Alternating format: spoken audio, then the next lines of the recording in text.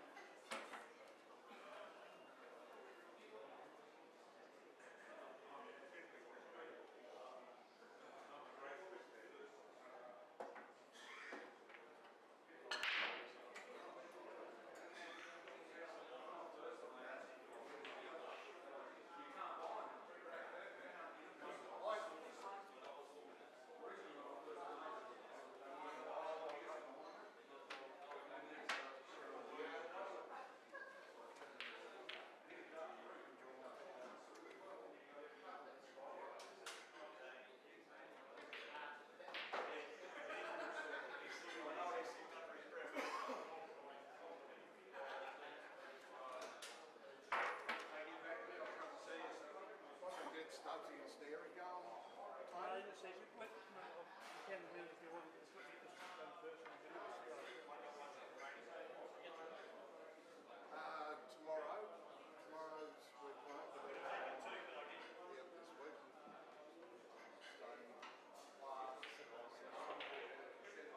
We usually always play Sunday. We'll follow next week. Saturday. Just Saturday. No, one day.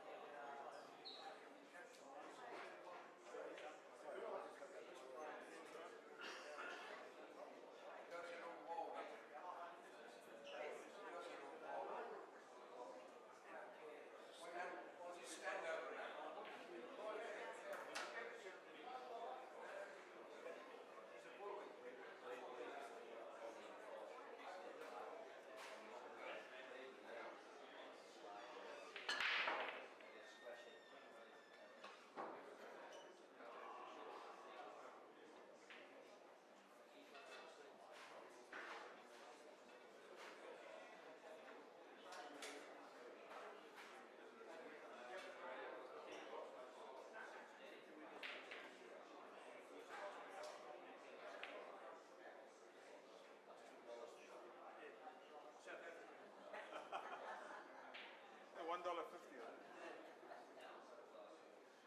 Are you saying because I'm South African it's gonna be in rands, is it? Yeah, rand. 250 rand. Kruger rand.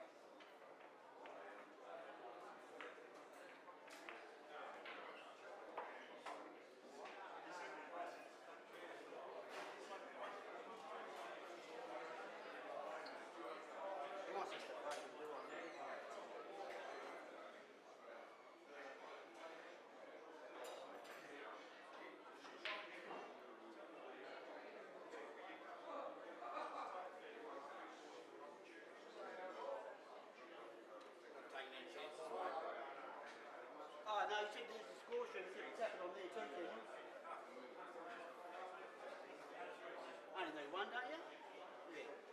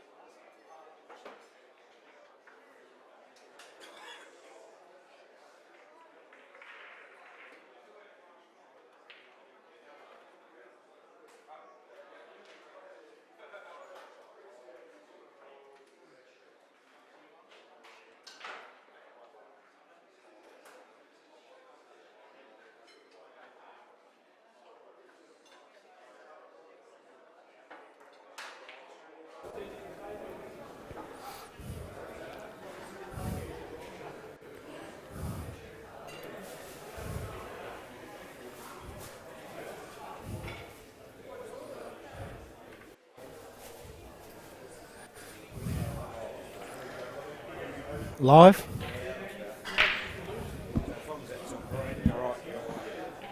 Good afternoon, viewers. Welcome to the Hobart Workmen's Club, bringing you the live coverage of the Old Dogs tournament. My name's Jeremy Maguire. Sitting beside me is Sam Thurgood. Jezelenko, your beauty. How are you, Sam? And we're hopefully going to give you a little bit of commentary. Not very experienced, but willing to give it a go. We'll apologise in advance, but one thing I can guarantee is I'll get more shots right than Jamie Stevens would. So away we go. I'm going to go out on a limb here and say JB is going to pop this in the middle pocket. There we go. Bang. I'm 1 from 1. Doing well, Sam. So that makes it 1-1.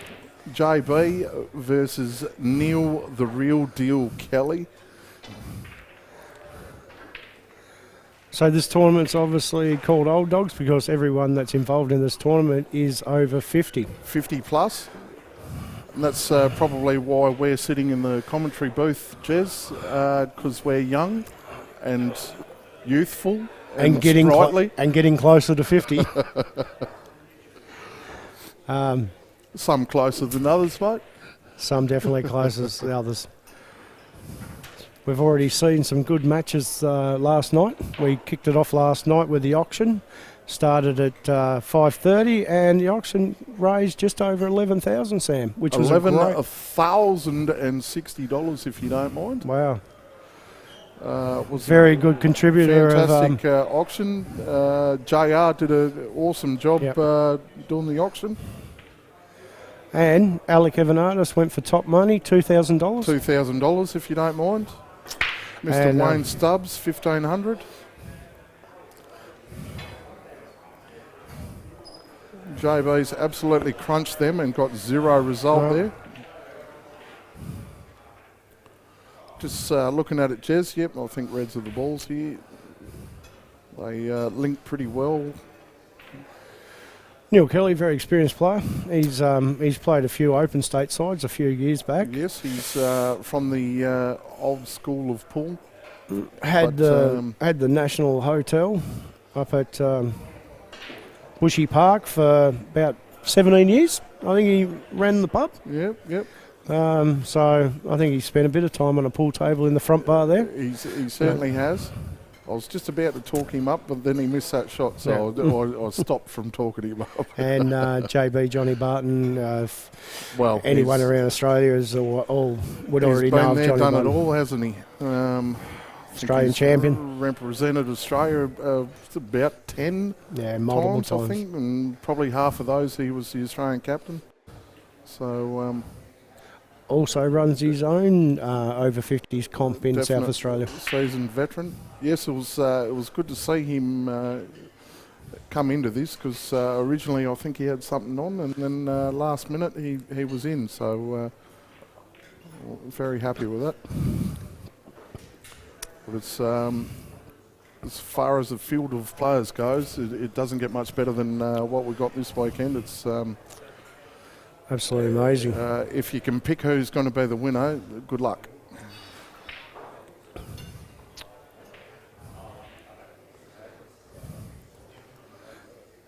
Good representation around Australia.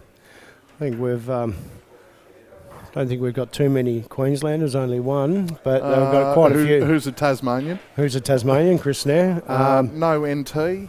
No NT, but which is a little bit disappointing. Would have loved to have seen a Carl Borsey or a Robbie Savage here, or Jimmy Cersei. Someone like that, especially being the licensee here. I would have loved to have seen them here because bar sales definitely would have went up a little bit.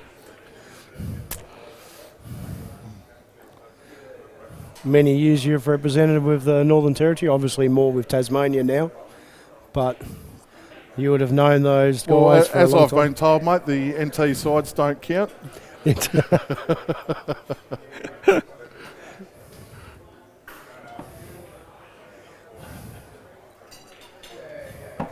Alrighty, JB just going about his business here. He's obviously got one problem there, the yellow to the right of screen, down the bottom. Does have a nice yellow down the bottom left to come off it and Yeah, you can come travel off over around it. two cushions there and come around on that.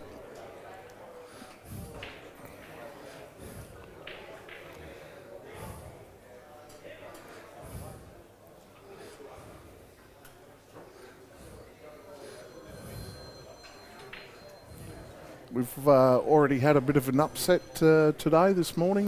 With Definitely. Les Alley beating Wayne Stubbs 8-7, I believe. Puts Wayne into the repechage and He's already played Chris Snare in the repechage and beat him 5-1. 5-1, yeah. He's just going to look for the angle now to just drop naturally. Yeah, probably want to stop the white just about where the yellow is now.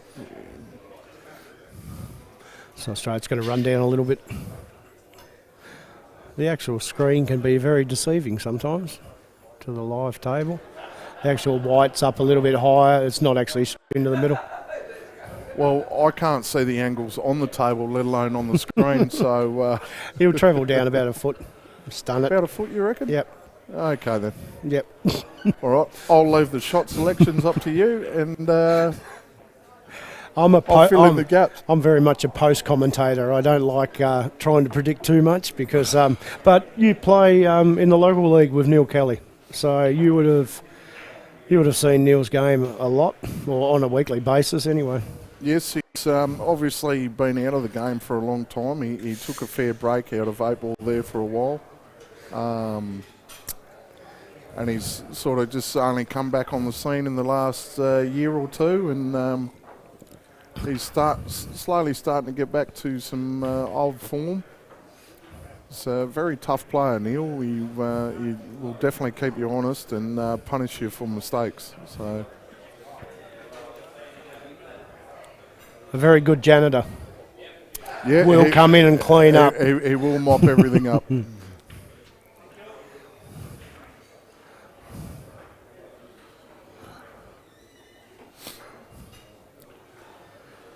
I think JB's in a world of pain here. There's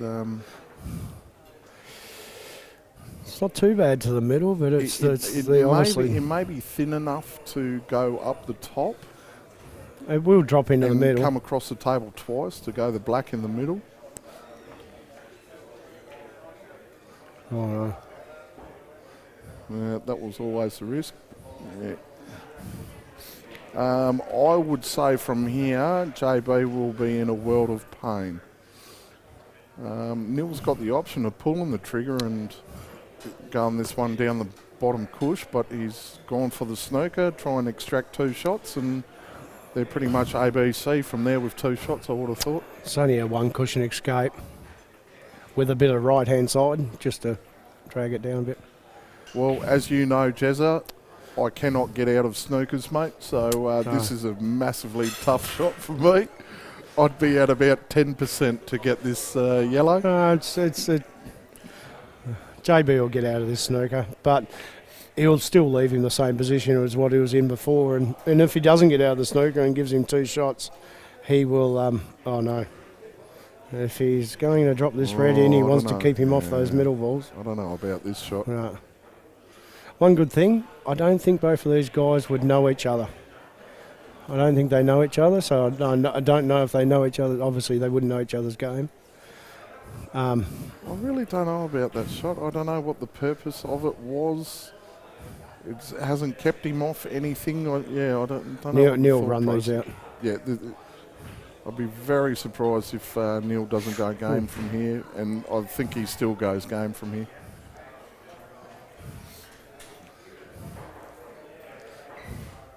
Unless he's looking at another snooker here.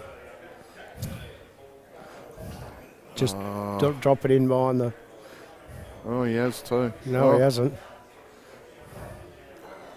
That surprises me a little bit because Neil's actually quite an attacking player, and I'm surprised he didn't back himself to have a go from there.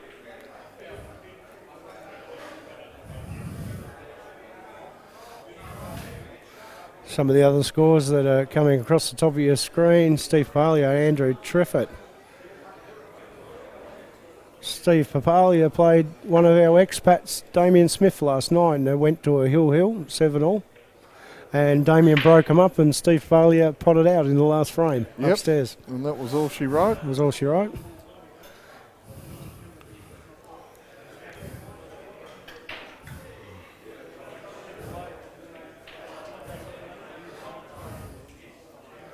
Victor Marcello, Nigel Bond, Victor 3, Nigel 2.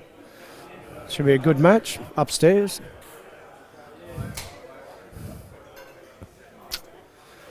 Alec Evanato's only just finished playing Johnny Barton about half an hour ago. Yeah, just half an hour and tops, so yeah.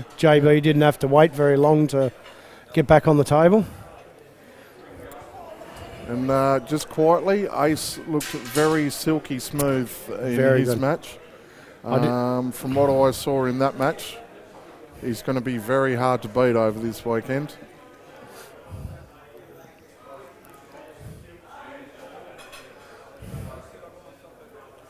However, it's a long weekend. It's a long time to keep focused and keep yourself going. Who's Mick Hodgetts playing? What's No that one. random one? Nobody. Nobody. He just finished playing Mongrel. How Playing did well. he go in that one? Did he win that or did Mongrel win that? Not 100% sure, but it was up and I didn't see him throw his cue. So possibly a victory. Sorry, I shouldn't say that. Stop smiling, Salty. Did he win? Oh, so Mick lost. Interesting. Call the plasterer. Alrighty.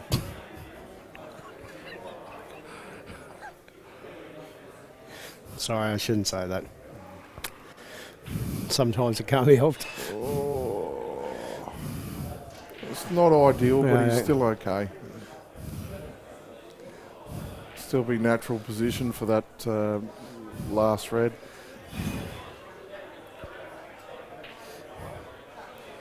It's come up high. Well, he's hit that a little bit harder than maybe what I would have, but he's still all good here. Come down around the back of the yellow. Oh no, he's held it. Oh, it's a little That's bit nice. thinner. Righto. All right, top or middle? You got to go top, don't you? I Straight would shot. go middle for safety. No, it's no safety. It's going straight in the hole. Oh, bit of a drift. Nah, that's in. No, it's in. 2-1. Neil the real deal. Nil. If you wasn't confident though, Sam, you could have dropped it in the middle, but it was going in the hole either way. Look, I would have pumped that up the top every day of the week and probably missed it 8 out of 10. Don't think of a safer white. Nah. If you got a straight shot, you got a straight shot. Just bang it in.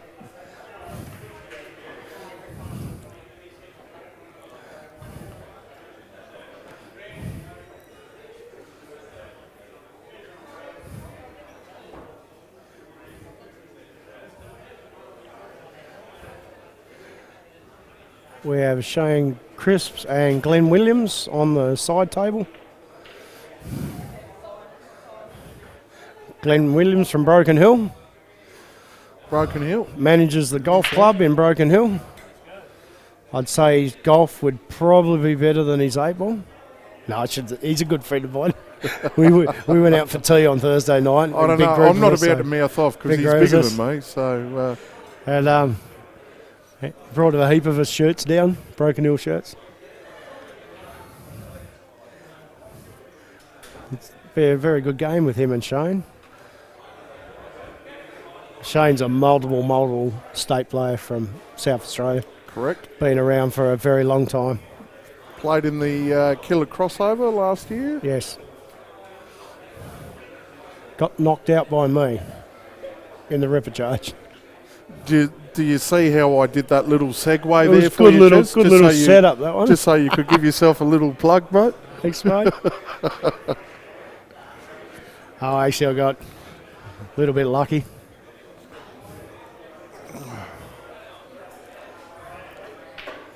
They actually lost their cues coming over. Qantas lost their cues. They didn't get them till they got delivered to their hotel at midnight last night. Oh, well, that's always handy when you Yeah. turn up to a pool competition and not have your cue. I actually said to Shane, so I wonder which person from which state made the phone call to Qantas. So, pretty sure they were happy to get him back. All right, at a the quick game. glance at the table, looks like we might be in for a little bit of a tactical battle here because they're not exactly laying sweet at the moment.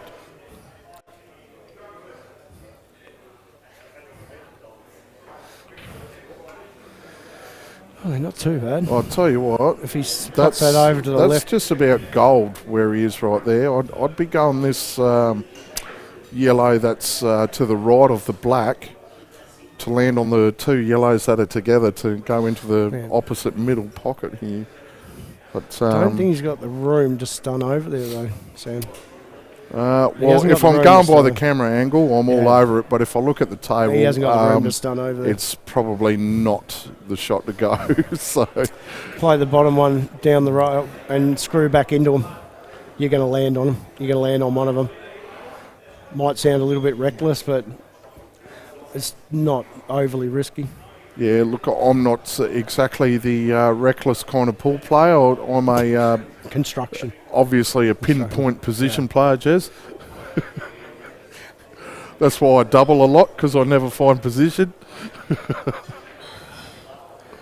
Well, JB's got pretty good position here. He can Yeah, virtually, he's, he can take anything here. If he stuns it in, he can he's take pre- either the middle yellow or the He's top pretty yellow. much bang on here, I reckon. If he comes down a little bit too far, he'll have the bottom.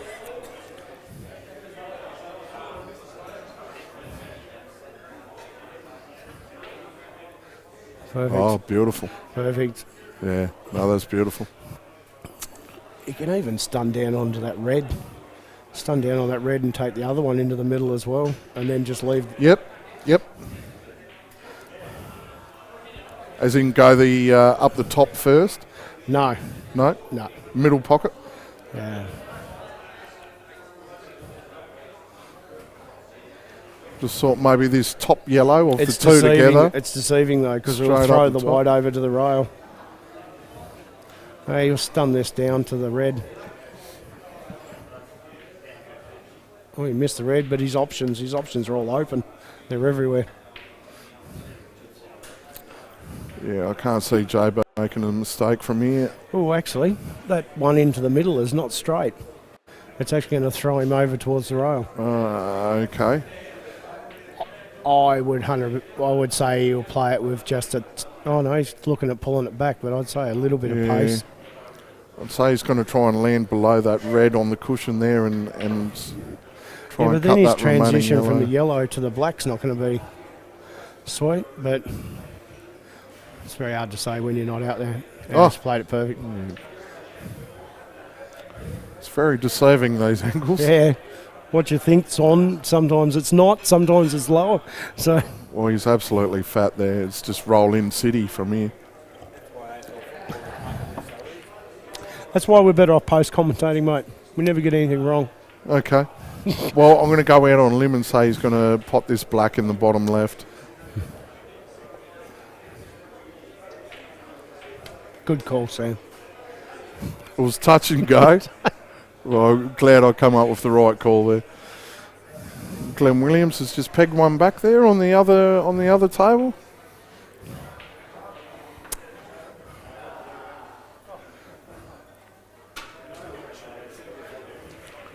Two all. So all. I can see this match going pretty much the same way all the way through it. I think so.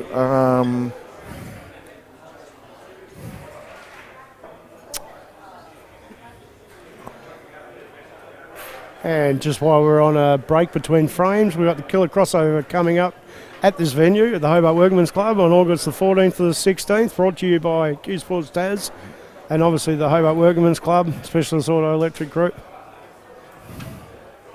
and two of our associations, Southern Tas 8 Ball Association and South East Tasmania 8 Ball Association. And as always, powered by Poolstat. Powered by Poolstat. And brought to you by Q Sportsman. Q Sports Taz. The infamous Mr. Andrew Saltmarsh.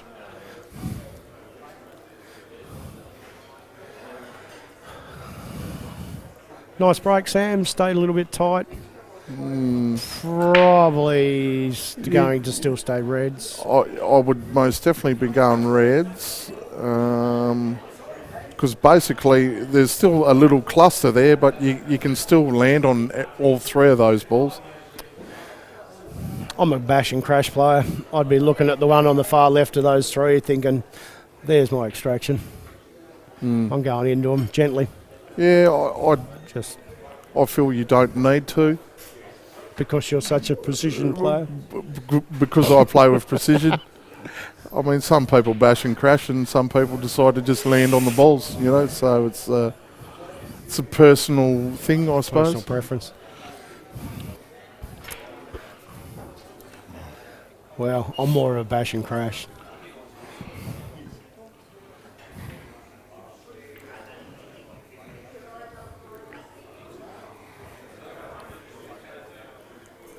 I'm not even going to begin to call this shot. Going straight away. He's opening them up straight away. This is a beautiful shot. No, he's not. Oh, bang. No, it was a good shot, bad result.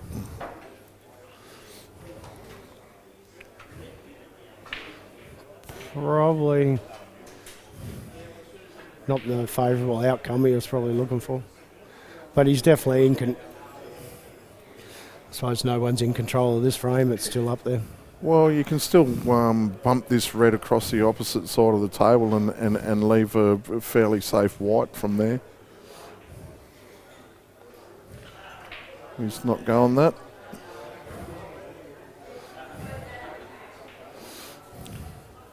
Yeah, Aggressive safety. Don't mind that. Aggressive safety. Get him open.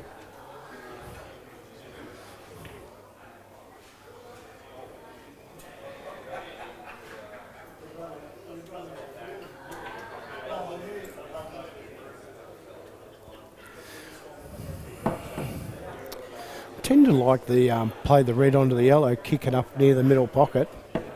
Sam, You beauty. kick it up near the middle pocket and stun the white to the bottom middle of the rail. You'll see where I come from. Yeah, don't mind Separate them. Yep. Leave all the balls on, apart from obviously the one jammed right up underneath the black. No, he's just moving that now. Yeah.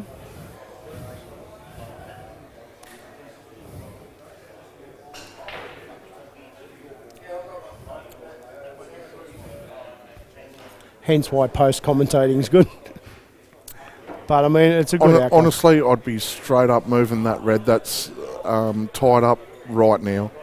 I'd be doubling that across the other side of the table. You can still leave a reasonably safe white.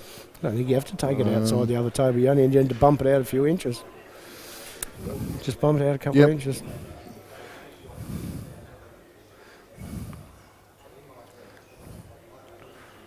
Just gently. He's not, though. He's doing what you said. That's a great shot. Sort of. No, it's not a result. No. Maybe that's where your shot was the better option. Just bump it out a couple of inches. You take out the equation of actually potting the double. All you're doing is bumping it out and making sure you leave that safe white. Well, he wasn't playing it at a pace to set it over the hole. He was playing it at it looked like he wanted it. He'll just tuck it up underneath the back yellow. Is there actually a shot on through those yellows? Is the camera angle deceiving on that? No, there's no shot through. No. Is there an advantage of him getting out of this? Or is the advantage of just laying up behind it and he's got at least...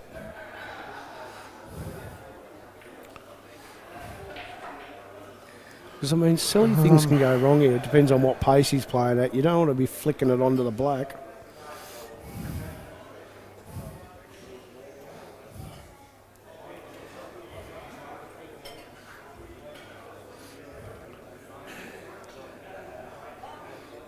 Well, he played a nice pace. Andrew Saltmarsh with a bit of silky work with the camera angles there. Yeah. Mate, that was smooth. You were like the Sean Burgoyne of the Hawthorn, mate. Come on.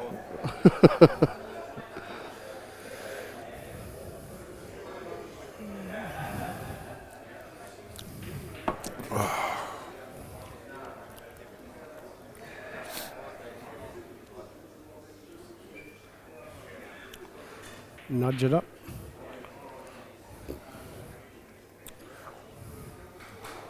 A little bit hampered. Don't think it'll bother him. I think he's got the comfort of being able to just play through on this yellow and try and leave himself on that yellow that's on the top cush and running that down. And I don't think he really leaves him a shot on the red from there, should he miss.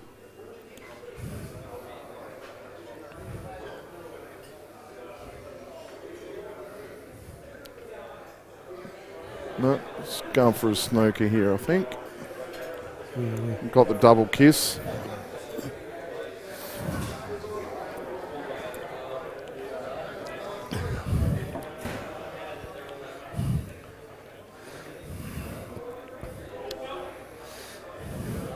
I think he can hold the white ball, so he's got to let it run a little bit down the table. I don't think that will bother him too much, because it'll only run down a couple of feet. It's just how he's going to play the red near the black. Well, the red's high enough that he can get on that now by potting this red Yeah. into the middle and leaving that red up the top, because it's only available to two pockets really, It's a natural. up the top or down the bottom. He doesn't have to do anything with this red either. It's a natural angle just to run down. The only problem is you don't want to land too straight on that shot. No. You want a little bit of angle for that last red.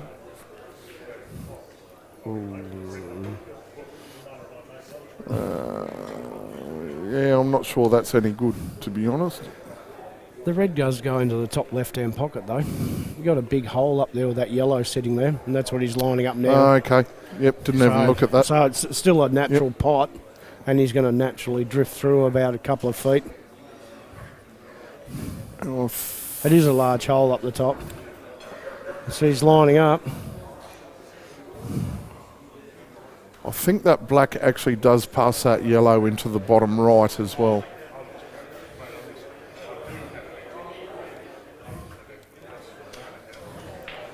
He's putting a little bit of bottom on this so he doesn't hit the black. Well, look, and get snookered by it. Yep.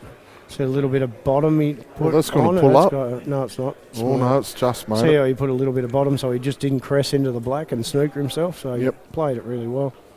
And like you said, it went to the bottom right, the black. So he had a perfect angle.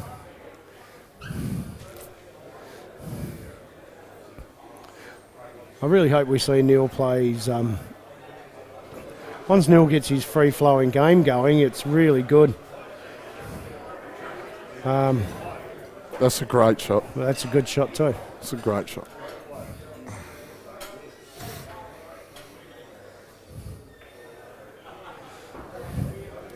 Yep, I'd say JB's just going to lay up on this yellow and give him the two shots. And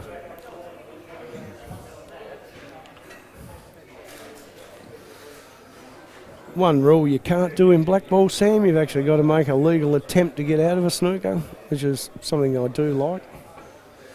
I think he's left him that yellow straight up the top, has he?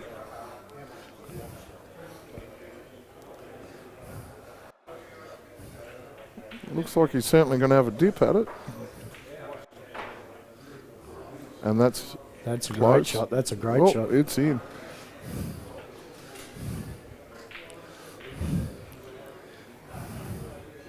Let's open that other ball up if he has to run it over across it as under it as well.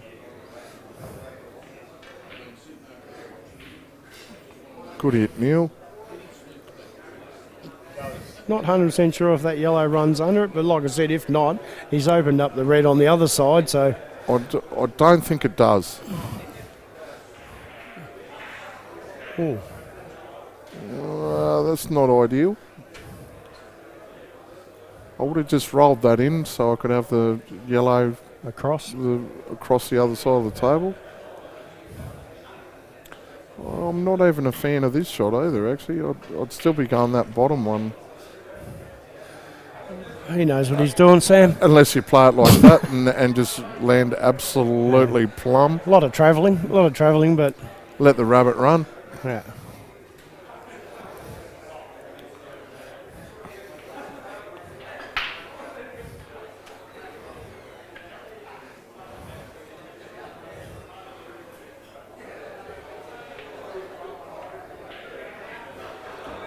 These tables just got recloth last week for this tournament. Not these ones. The ones upstairs did. Yeah. These ones are still from the Killer crossover. But haven't been played on, obviously. So These are the tables that only be brought out. yes, from these have been brought in from storage. Yeah. They just look like they're playing a bit heavy. Cloth. Yes.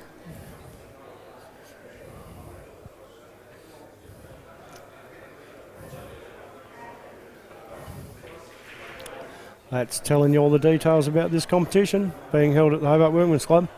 If you're looking at the prize money there, that is actually incorrect.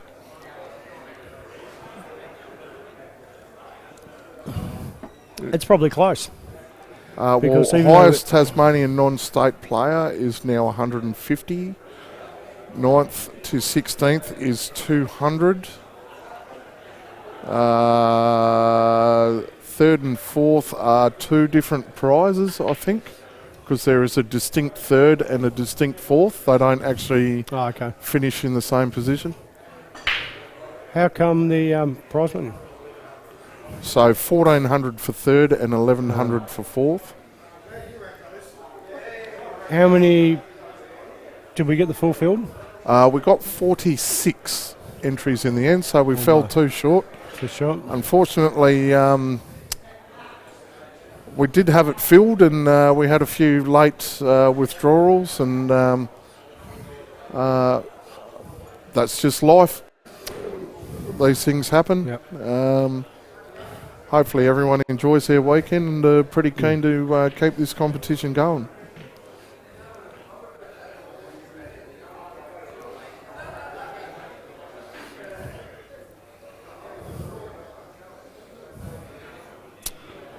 I'd say you'd just be potting this yellow and then running that bottom one along the cush up to the other pocket and taking that pocket from here. And then what would you do, Sam? You just pot it and keep the white ball down this end so you don't foul snooker. Well, if you did that to me, mate, it'd be at your own peril because I would dead set pot out from there. All right, he's come up with a different shot.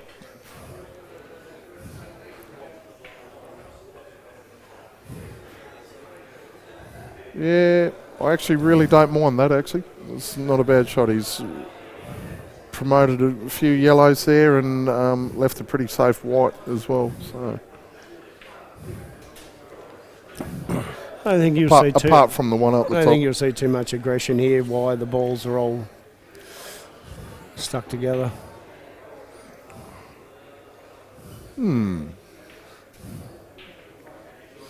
Just making it messy, Sam. That's all Yeah, he's just doing. make it messy. Just make it a bit messier for him.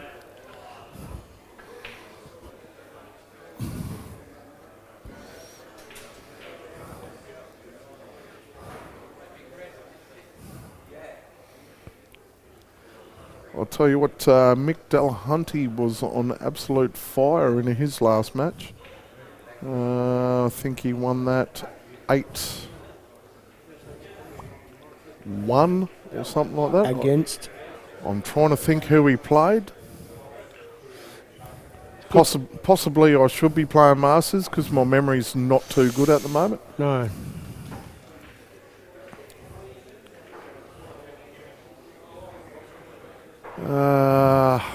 Who did he play? No, I'm having a mental blank. pretty sure he played a seeded player.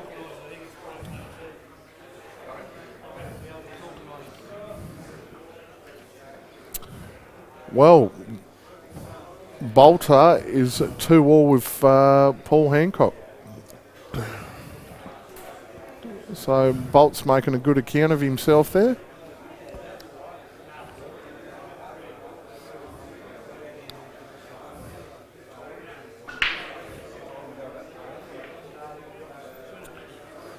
Unfortunately, two Tassie boys playing each other, Mick Hodgetts and Jason Masterton.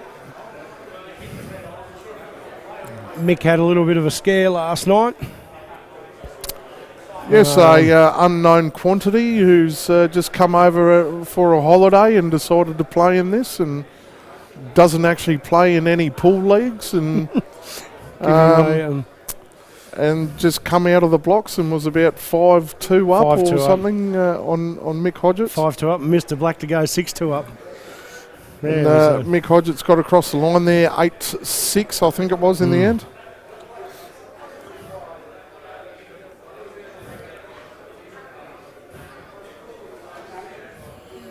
it's a good shot now.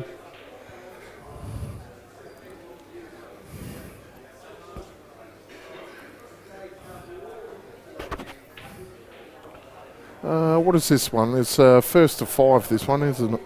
Yes. It's on the loser's side. Loser's side. So the games obviously do tighten up a little bit. They're trying to be obviously a little bit cautious. Obviously JB doesn't want him getting on the hill. This is a very important frame for Oh, JB. massive frame for JB.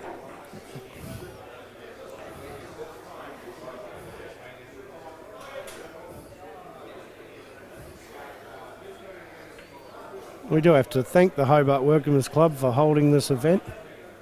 And obviously the gentleman sitting beside me, Sam Thurgood, the manager. Only been the manager here for about 12, 13 years. They must enjoy your management style, Sam. Yeah, just I'll put him on the spot.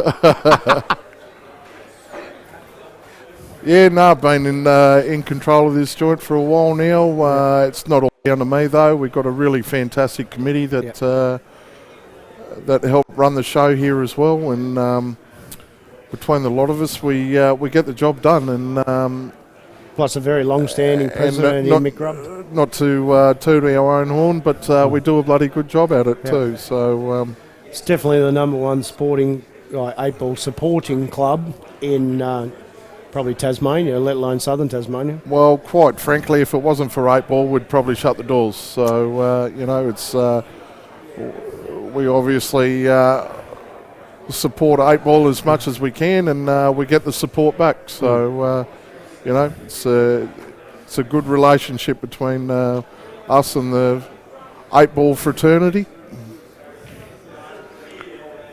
Plus supported the stateside for many years. Yes, supported the state side for many years and state players. You being the recipient of quite a few of those, Jez? Yeah, definitely looked after me over the years. I must admit they've always looked after us when we've qualified for stateside by giving us table time if needed. It always helps when the manager's usually a state player as well, mate. It does. That's been a long time in between drinks. Yeah. Maybe in the next 7 years when I become a master myself, mate, I might take the game up again.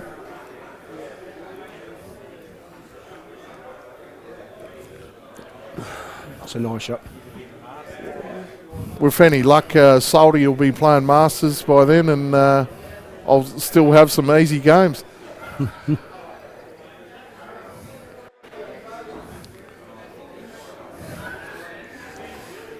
Unfortunately, I wish I had $1 for every time someone asked me why I'm not playing in this competition. I mean, it's pretty simple. I'm only 47, but Well, I've had Sonny Lister ask me about 12 times why I'm not Why playing you're in not this, and I feel like he's starting to have a bit of a piss take out of me now, so... you just have a very mature look about you, Sam.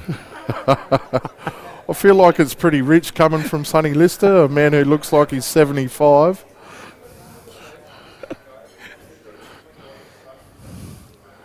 No, I hope these sort of tournaments take off around Australia. I really do. I mean, obviously JB's got his one that runs over in Adelaide. I think that's in April. Quite a good competition from what I've heard as well. Yeah, a few of the Tassie boys went over last year. It's a teams event. Teams event, that's right. 3-man teams event. For Is the this over one of 50s. is this one of the 50 teams that you've asked me to be in, Jez? No, not that one. I've never Not been. that one? Because you've got to be over 50, Sam. Ah, well, that rules me So out, doesn't it? Yeah. Seeing as I'm only 35. Yeah.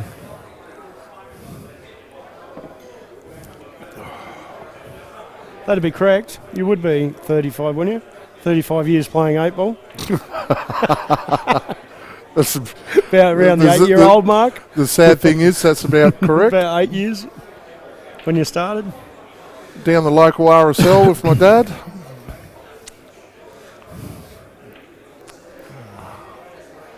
I hope you're enjoying the live stream rather than the silence. But there's always a volume button. And we're not professionals. So However, we did apologise in advance. it's- I know what it's like. I love watching live stream events, and there's probably nothing worse than watching anything with no commentary at all. Something's normally better than nothing. Correct. Well, I've lost track a little bit here because I've been dribbling rubbish a little bit too much. But what's Neil on? Must be on Reds, obviously.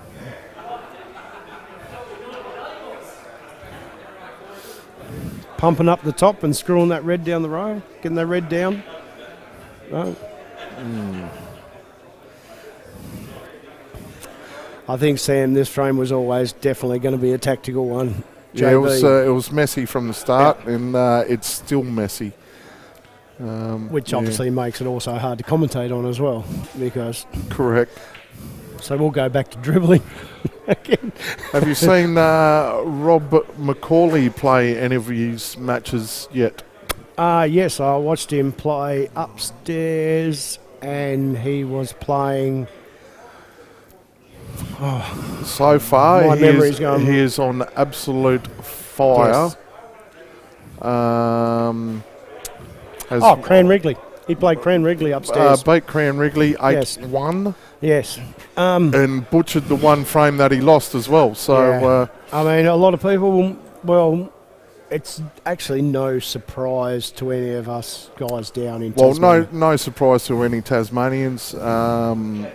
Would surprise a lot of other people. I said he'd rattle a lot of cages this weekend if he gets He his will. game going. He's definitely a very determined customer. He's one of the toughest people to get across the line on. He does not give up, fights to the end, and then when you chop it up, he will punish you for it. So Sound like you really love your son's grandfather. Do you want to talk him up anymore? no, that's got nothing to Have do you with got it. babysitting duties coming up, haven't you? No, look, he's got a heart of a lion. He's I've never been away with him in a stateside, but what I've told, he gives 110%. I went away with Rob once, and that was Mandurah. Pretty sure he made the last 8 in the singles there. So, as everyone knows, it's pretty tough to make the last 8. And Yes, it so is. he's no muppet. No. And still plays regularly. And Still plays the advantage he has is not a lot of people in the room know who he is. So he will fly under the radar for a little bit over this weekend, I reckon, till they suss out the man's got ability.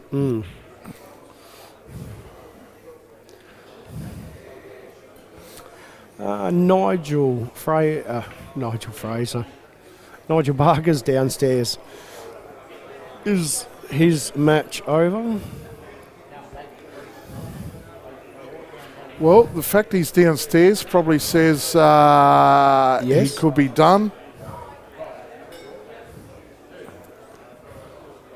can't see. Steve Papali and Andrew Triffett, Hill.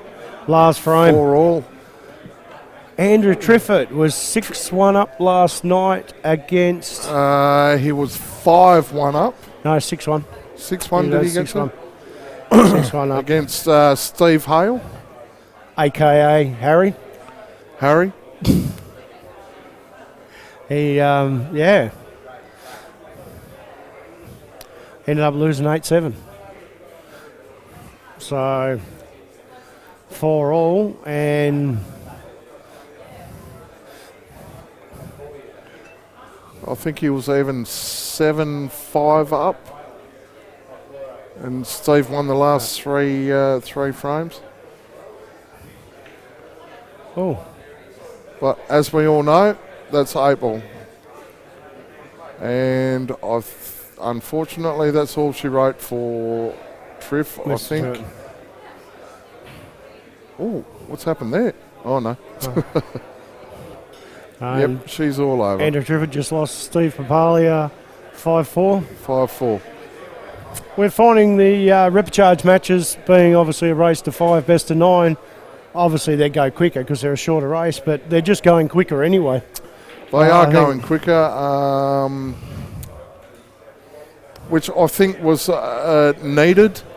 What do you want to get through to tonight, Sam? What part of the competition do you want to finalise? Well, I guess as far as we can.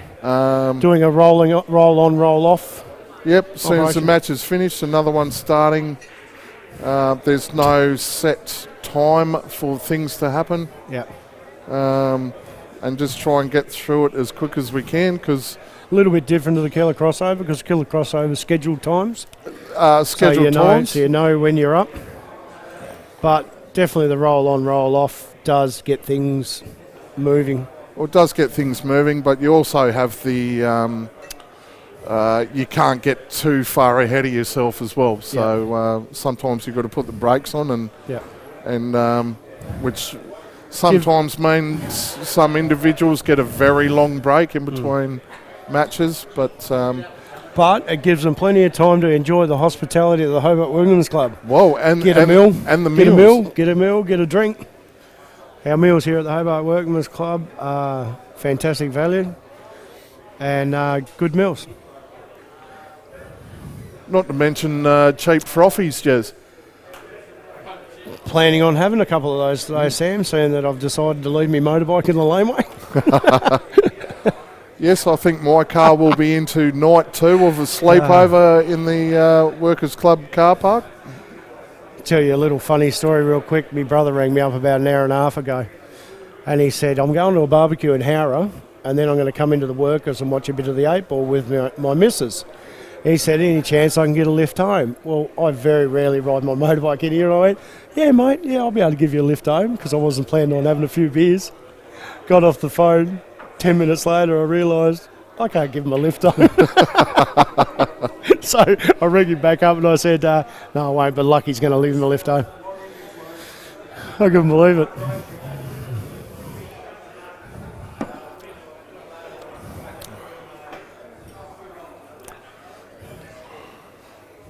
Just saw it being a beautiful sunny day in Tasmania. Thought I'd ride my bike in. Absolutely, we've turned on the weather here in Hobart for the It's hitting 20 degrees, I think. interstate competitors.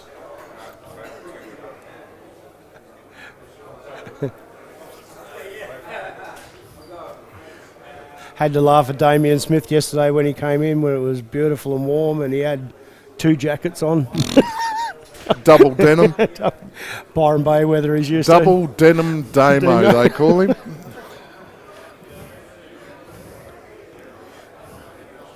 Do we have any viewers salty or have we lost a lot? Are we actually talking to anyone?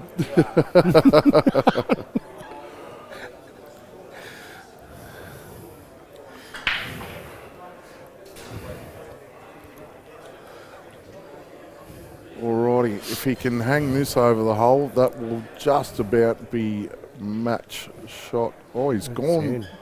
He's had a red hot crack at it.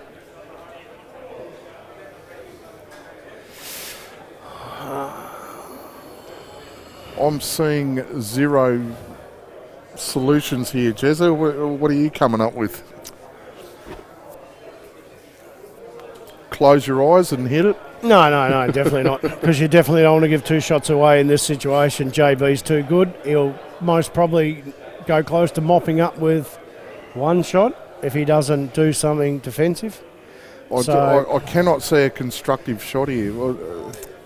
I can snick off the red and just flick that yellow across like, no, not that. Snick off the red, hit the yellow and try and mess them up, like tighten them up a bit. And it would have left the red on, do you know what I mean? But look, JB now, they're all there. Everything's got a pocket. Especially with 2 shots. The only thing that sometimes can go wrong in this situation is shot that selection. there's a lot of choices. Yeah, there's a lot of choices. It's too easy. But if you get out of position, you normally find there's always something else to pot.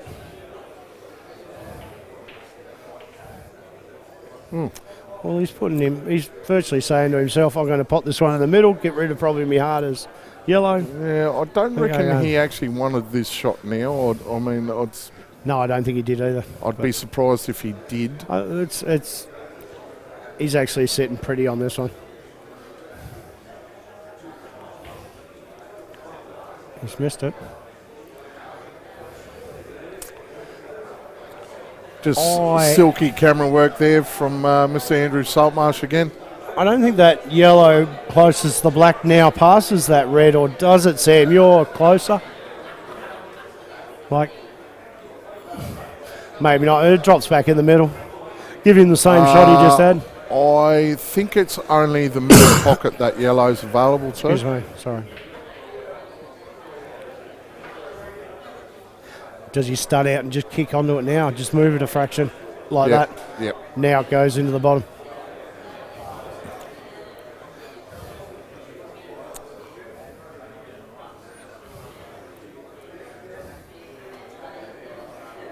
I think he's got to go, obviously, this yellow in the bottom left, and then go the yellow in the middle pocket. It's a bit messy still. Even though it looks easy, it's still a bit messy because he's very straight on this one. It doesn't transition great. If he can punch this in and get above that yellow there, exactly he's like played that beautifully. Yeah. Does he get it like that? But now... I thought it was a little bit straighter than what that was, but yeah. No, he's in a good position from here. He's in a good position here because he doesn't really have to force anything. Actually, you know what? That yellow does pass that red. What? That yellow does go into the bottom right. It didn't until he moved the red, though. Did he just move the red? No, he moved it. There's 2 shots back. Okay. I'm obviously very focused on what's going on here. I said if he pots this and screws back into the red and opens it up. Oh, that's right. That's what he did. Yes, that's right.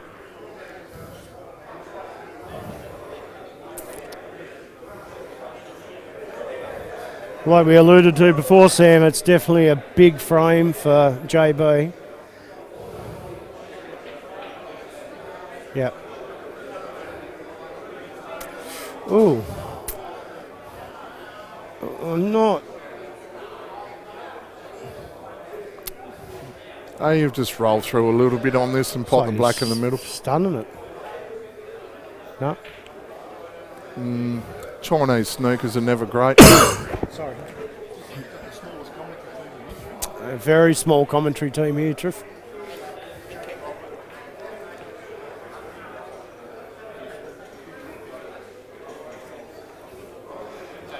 So Andrew, do we call you Mr. Hill now from now on? Yeah. With 2 matches, Hill? Yep. And that brings us up to 3-all. 3-all.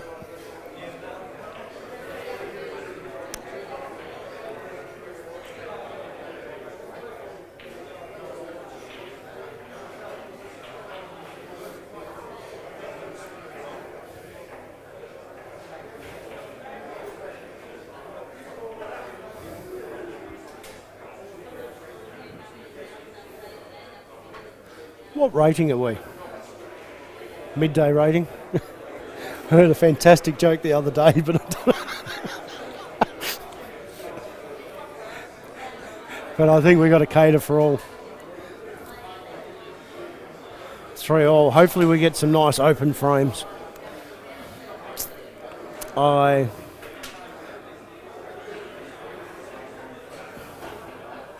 Righty, we've got a lot of tables not being played on at the moment, so hopefully we can get a few of them going. Actually, I think we're ahead of schedule at the moment, Yeah. so I think Tony's actually Slowing them up a bit. put the brakes on getting the matches going at the moment. Otherwise, you end up too ahead of yourself.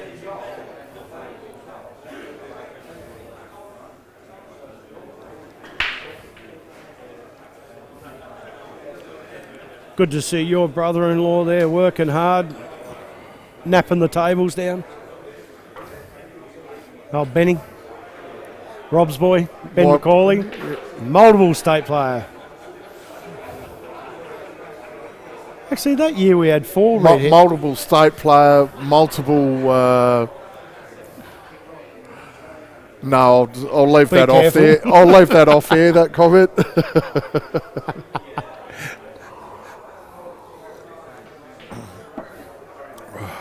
I was just thinking back to Canberra. We had 4 redheads in our team.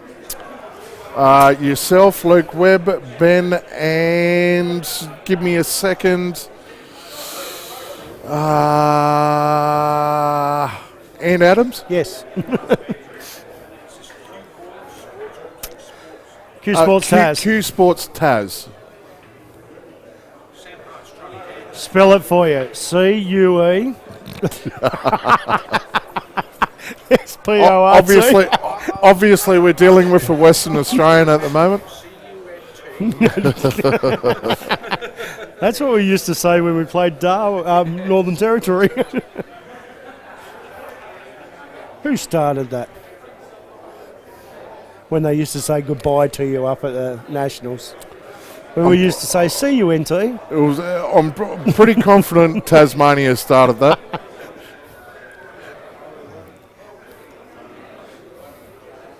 But being a Tasmanian myself now, Chezza, I'm over all those things. Consider myself more Tasmanian now than Territorian. Yes, Sam Thurgood came down to the 2002 Nationals that was held at Rest Point Casino in Tasmania. Correct. Went back home and said, I think I've found where I want to live. I think I found the right weather is what I said to myself. Yeah, very true. Your ears burning, Benny? We were just saying how good of a job you were doing napping those tables. Oh, don't expect payment much. Send it to Q Sport Taz. Actually, send it to Paul Miller. He's got more money than anyone. No doubt Paul would be watching right now while he's playing cricket. I'll have one. Okay. Can you get mine? Yes, I will. And can you get one to Grubby and put them on mine? Just a Northern Light. Cheers. Some of the perks of being licensee, Jezza, is getting table service. Good perk. Speaking of old people, Sonny Lister's just walked past. Tell you what, plays a good game for a 63-year-old man. I shouldn't have said that while you were taking a mouthful, Sam, sorry. No, he's a good player.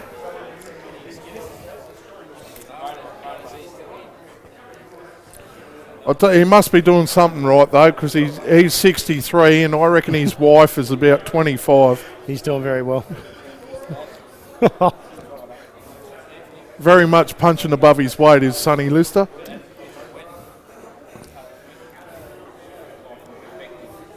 Wow. Hello, Mrs. Lister, if you're listening.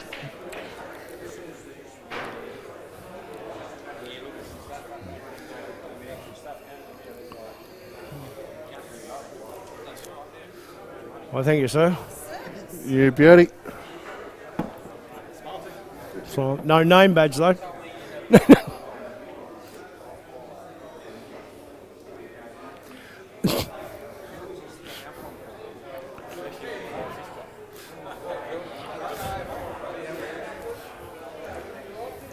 She knows where you are, Sam.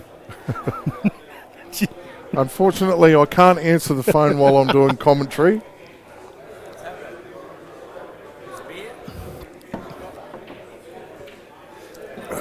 This game's tightened up a little bit.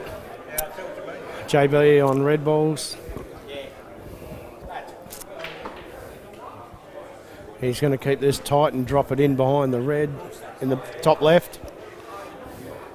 Ladies and gentlemen, there's just been a bit of a buzz go across the room. We have the 2009, I think, Southern Tasmanian singles champion, Phil Dando, walk into the room. Hello, Phil. Hello, Phil Dando. I think he beat Andrew Holloway, Incorrect. wasn't it? Was it you? It was a four-way playoff. Phil Dando, Wayne Stubbs, Ricky Lee, Sam Thurgood. And Phil Dando walked out of the room victorious. Did a little hooly-dooly and said, "Thank yous very much. I'm out." Dropped the microphone, walked out the door. Took the cash. Take the cash? Was it cash? Was it cash? Oh, I would have taken the state card and did make the stateside around that time. Yeah, and did make the stateside around those. You must have been putting in a lot of time around that period. I 11 years doesn't remember sound- Phil Dando's break, first frame at Nationals in Canberra.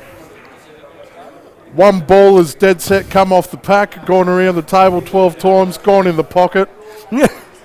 And Phil Dando's gone, "You know what? Hit the showers, buddy. I'm going game from here."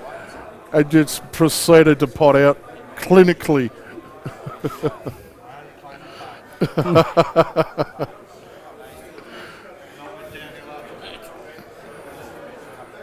You dead set got a Rick Watt set up on that frame. Balls did not split at all. Oh, there he is. I've just mouthed off about him and he's walked in the room.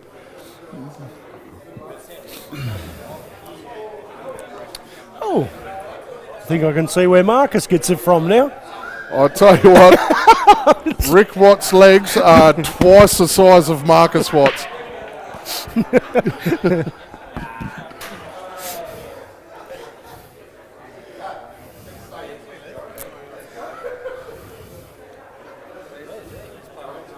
Les Alley. Who's Les Alley got now? That's a good question, Jezza. I have zero idea. We've lost our progressive scores.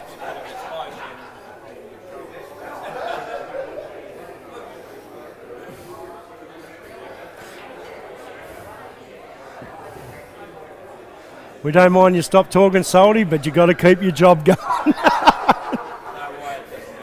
Just lost our progressive scores. Now we've got them back up. Les Alley has got Sonny Lister.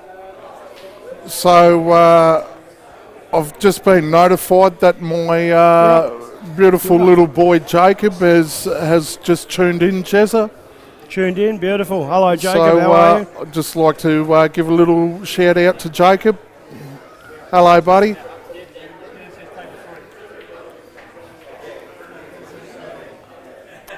And he is how old now, Sam? 6. 6.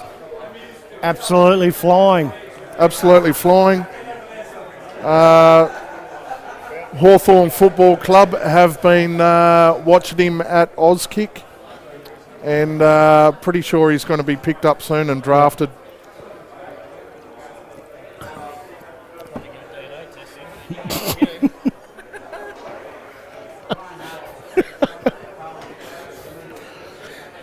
You don't buy brother-in-laws, do you? I tell you what, if you could, I'd return that one. You've broken warranty. The great man himself, Michael Delahunty. Mick Delahunty. Definitely the grandfather of 8 ball in Australia, or And one of the main ones. absolutely one of the greatest men you'll ever meet too.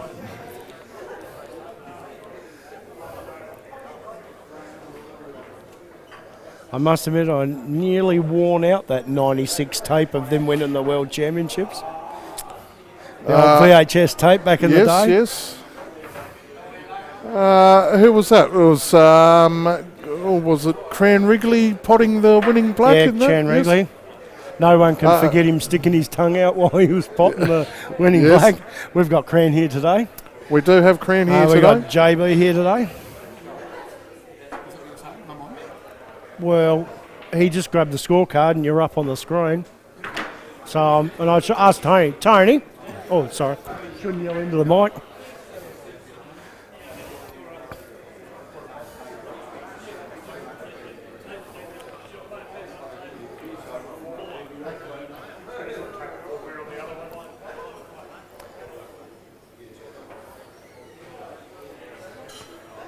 Les Alley today played absolutely fantastic against Wayne Stubbs. He's Hey. just one of those players, Jez. His game doesn't fluctuate. And neither does he. He plays at one level, knows his capabilities, plays within them, and if you chop it up, you'll get punished. You get punished.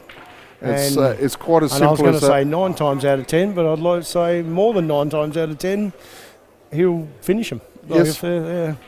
And I could see that Wayne was starting to get a little bit frustrated because he was getting a few kicks and rolls. Wayne was, not Les. Les was doing it quite clinically. But yeah. And he actually played, I actually enjoyed. I probably watched half that match. I mean, obviously, when Wayne's playing, he's always a entertaining player to play, and I've shared a room with Wayne many a times when we've gone away over Cyprus and Nationals. I've and shared a room with Wayne as well. shared a room with me too, Sam, over in 2010 Nationals. Correct. Don't think we'll go there. Hey, what happens in 2010 stays in 2010. Well, it's a decade ago, mate. I'm sure you've forgiven me for dropping you from the team for one match. No, I have not forgiven you. Sam tried to use the excuse, but I brought you KFC home. Sorry, we had curfews back in those days. I was winning money on the poker table. I've pulled up stumps. I'm like, no, I've got to go. Curfew's up.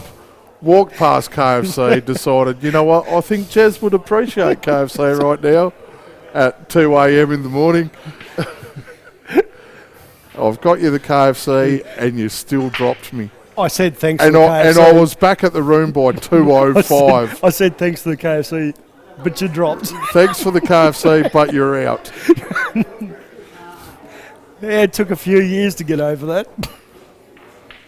Thankfully, Damien Smith was there to stop anything that may have happened. If I remember rightly, Sam, you did say when we went over there as captain, you said, I want you to be a hard captain. Yeah, but not on me. On the youngsters. It was a very young team that year, wasn't it? Anthony Adams only turned 18. Anthony While we were Adams, over there, and we took him. Callan Bissett. We took him to that classy place. What's it called in Adelaide? Crazy Horse? I Real classy I place. would not know what you're talking about, Chesa, as my son is currently listening. He'll think we're talking about a Western. Crazy Horse, the Western. I'm sure he's not going to say, Dad, I'm only 6, I want to go to Crazy Horse. But if Anthony Adams is watching, I'm sure he'll remember it, because I actually shouted him something for his 18th birthday. You did, yes. But yeah, it was a team of kids back then, you know. Chris Reamer was very young. Chris Raymond, Cale Barrett, obviously. Cale Barrett was very young. Cale would have only been, what, 6 to, I don't know. What was I don't know, it feels like he's been around Yeah. forever now, and the guy's only, what, 22, 23? 23. Oh, no. No, he must, yeah. No, he must be a bit older than that now. No, it was his second year. It was 13. He must Well, have been 14. he was So he's- 13 in Yeah, so he's 24 Canberra. this year. He's 24 this year. Canberra, which would have been 2009, is that right? 2009 he was 13, and then in 10 when we played. No, 2007. His, 2009 was Melbourne, I think. no, his second year. Nine was Canberra. Yep, and that was his Was, first year. was 2007 Melbourne. At His Preston. His second year was over in Adelaide. Yes. So he would have been 14, nearly 14 then. He would have been 14 then. He was 14 in his second year, yeah. Yeah. He was So, 13 so he in first must be year. going on 24 this year because that was 10 years ago, Sam. Righto. So Private education, 14 and 10. 14 and 10 makes 24. Your parents never wasted a cent. My parents spent good money on me in private education. Kale and Alex Place at the moment is up at Mounties. They're playing the Playing Oceana. Oceana snooker, yes. Kale done very well the Both other day. through to the last 32. Oh, good. Kale done very well the other day. Had quite a few tight matches. He went 3-2, 3-2, and then lost 4-1, I think, to Kirk in the semi-final of the Australian Six Red. So he had a few close ones, but he always got over the line. So he's done quite well for himself this week. He's definitely one of our most youngest talented players we've ever had. And like you said, it seems like he's been around. It really does. It really does.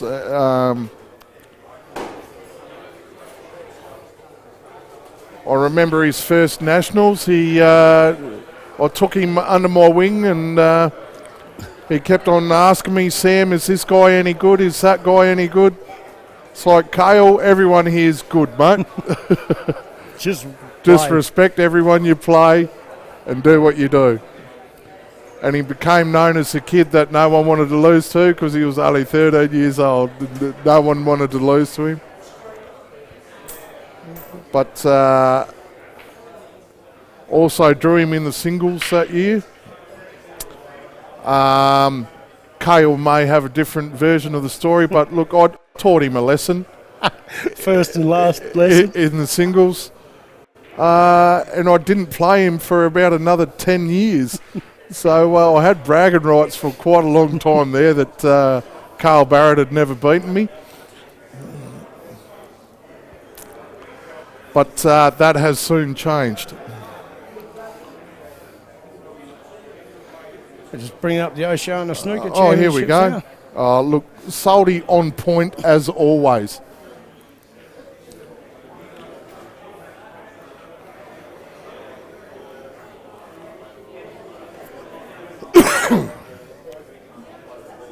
Oh, here we go.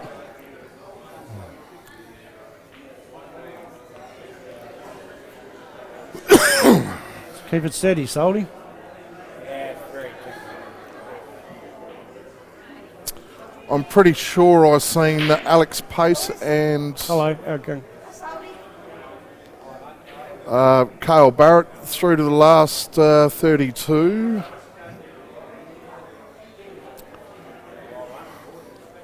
Is it the right one? I feel like Salty's brought up the... Last year's. Oh, Cale Barrett. Oh, no, you're right. Haven't finished. Haven't played. He's Either still haven't played currently or still playing. current. And Yeah, Alex yeah, sorry. Pace went down 3-1 to Joe Manici. Very experienced player, Joe. Been around a long time. Billiard player, predominantly. Correct? Predominantly a billiard player. Sorry?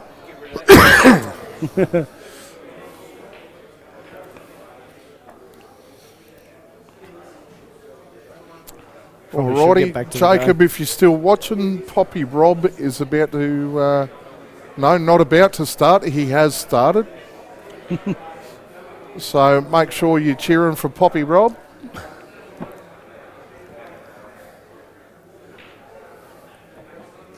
Playing Darren Waite from Victoria. Darren White.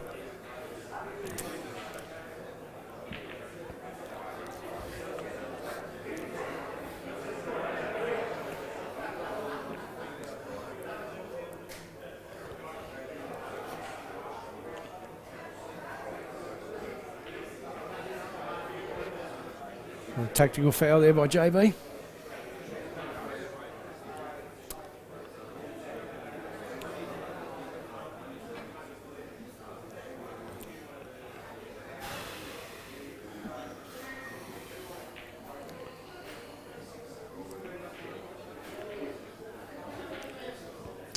I'm noticing the last 2 or 3 frames have followed same suit. They've been a little bit scrappy. And then it's come down to who's just finished them off at the end. It has. It has. It's It's been a bit of a tough battle, this match. Things haven't really been open. No. They've had to fight for each frame. Me personally, I don't mind watching those kind of games. I do love a good tactical battle. As good as it is to watch people just going off the snap frame after frame, but sometimes a tactical battle can be a very interesting game. Especially if you see some good twists. Some shots we were talking about Andy Barnett the other day, me and you, about how he'd play 1 or 2 shots that could turn games from a winning to a losing. Yeah, absolutely. As everyone knows, I'm pretty much a genius at the game, and Andy Barnett pretty much taught me at the Killer Crossover. Very good outcome, Sam. Very well played. How to play tactically. Very well played here. Neil Kelly's played a cracker there. Hopefully he can capitalise on this. Oh, I thought he was going to stun it back. He's hit that beautiful. He's hit that beautiful. Woo up. Oh, just That's got a little nice. curl at the end, which was very handy. Very actually. nice. It stopped him from being in a Chinese snooker I'd there, I actually think. be using the red as a stopper. Yep, you just hit this straight Not in. too soft, use though. that Not red. too soft. Oh no, he's missed that red. Missed that red. Okay. That's nice, though. Ladies and gentlemen, we are at Hill. Commentator's curse. No, beautiful.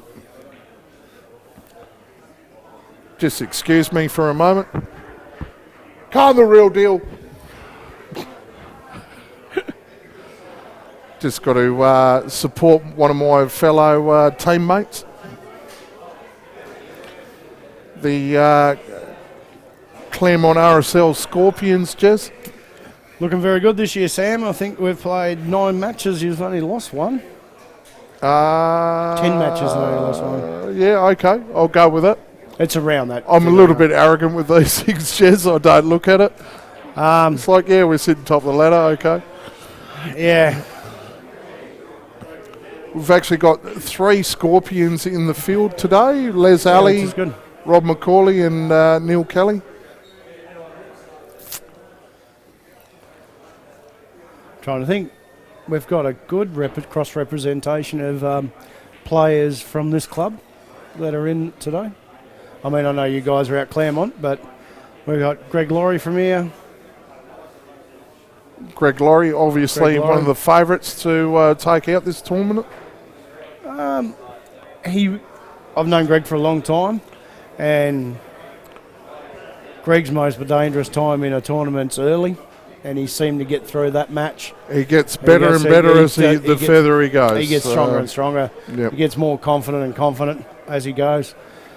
I've always found if you're going to beat him, you've definitely got to beat him. He's definitely got to be beaten in those early rounds. He puts in a fair bit of time. Greg, now he's retired. That's usually why I like to play Greg early in Super League matches. Yes.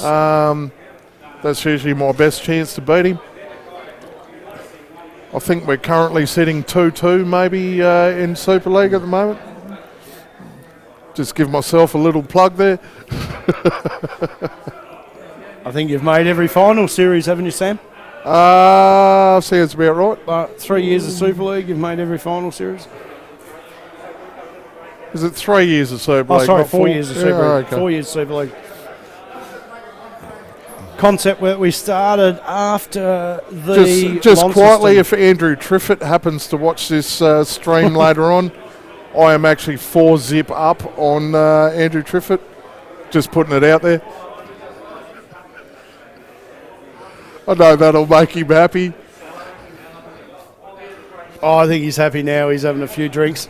Yep, he's taken the lid off a Pure Blonde can. I think after losing last night from being 6-1 in front, I don't think he would have been a happy person. I didn't see him when he lost, but the poor bugger was up from 5:30 in the morning as well, Yeah. so I think a little bit of fatigue came into. like into that everyone match. that knows Andrew Triffett, he's normally smiling and happy and joking. Yes, That's our Andrew. That's our happy Andrew.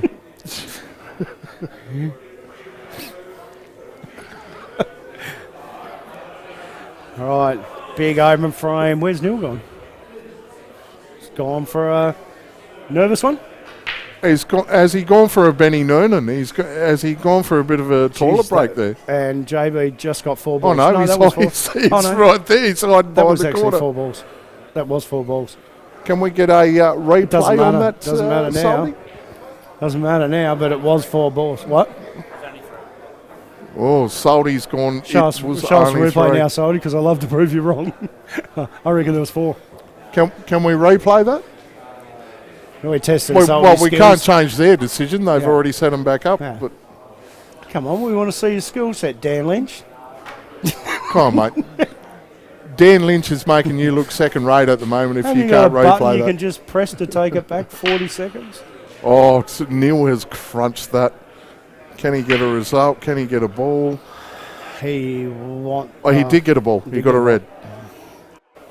And I would say he's going to stick with them. Sticking with reds, Jez? Yes. Still with 2 shots in hand. Oh, I'll tell you what, It should finish it. I think Neil would be very disappointed if he doesn't finish it from here. Oh, he's travelled a bit far there. No, he's okay there. It's hard to tell.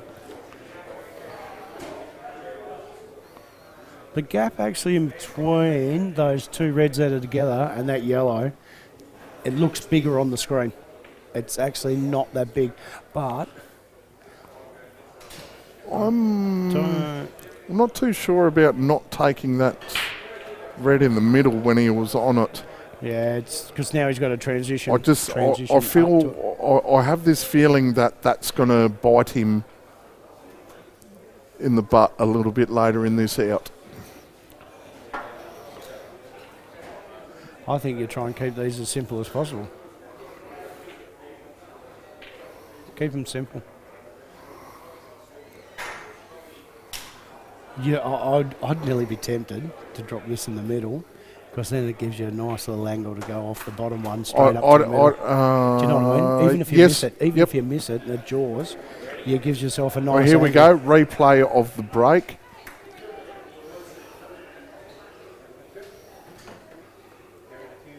Oh, it's in mega slow-mo. So slow it's frozen. No, nice work, Salty. JB hasn't blinked for 30 seconds, so I'd say it's pretty slow.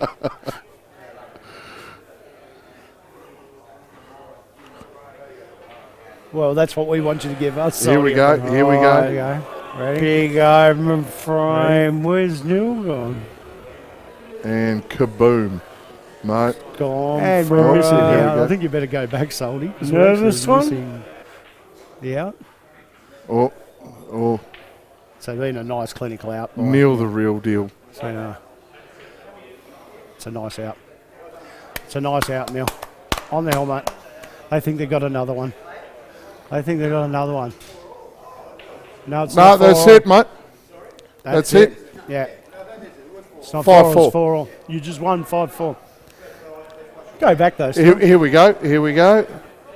Crucial point of the match. Crucial decision by JB. He's 1-2. Has he gone for a Benny Noonan? Has he gone for a bit Andrew of a Saltmarsh toilet is break correct. there? You are correct, And Andrew. JB just got 4. Ladies Oh, and no, gentlemen, that was oh, 4. it's Oh, the no. first Right, time in the geez, 15 right. years that I've known Andrew Saltmarsh Well, actually, Andrew Saltworth wasn't correct. JB was correct. 'cause He was the one that correct. called it. Well, JB called it, but Salty backed him up, and we disagreed. Yeah, I thought that.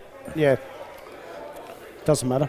It's over and done with now. Anyway, Congratulations, thanks for tuning in to Q Sports Taz. We shall take a brief break, Toilet break. toilet break, among other things. If you enjoyed us commentating, If you enjoyed us commentating, BSB number 155. it's our pleasure. If you did not enjoy us commentating, unlucky. I'll try and find someone better. Thanks, Sam. Goodbye, everyone. Bye.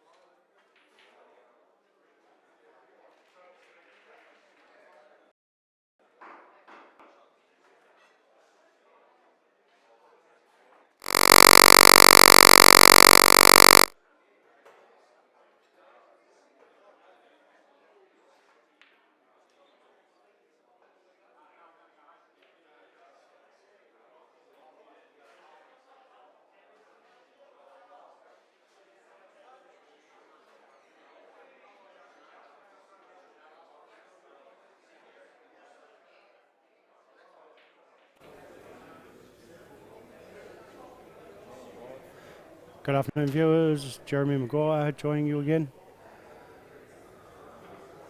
Just been a little bit busy doing a few other things. Watching the match between Johnny Russell from Victoria and Greg Laurie from Tasmania, also known as JR and Lucky. Hope you're enjoying this coverage from Q Sport Tasmania from the Hobart Workmen's Club of the 2020 Old Dogs Tournament. He's coming. Sam's coming. Sam Thurgood will be joining me in a couple of seconds. Sorry, I missed the first 2 frames, but I was informed by Andrew Saltmarsh that Lucky had a couple of good outs.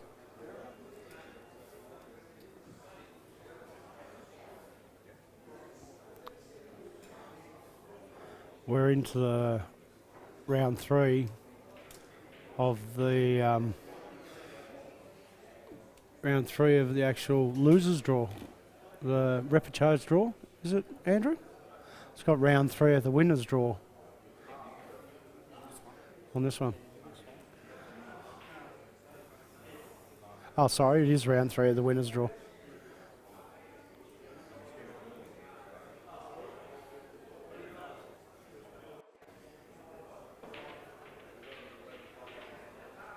It's a great shot there by Johnny Russell. They're all there nicely in the open for him. Run out. Very steady player, JR. Made the Masters final a couple of years ago against Stacey Vine up in Albury, 2018.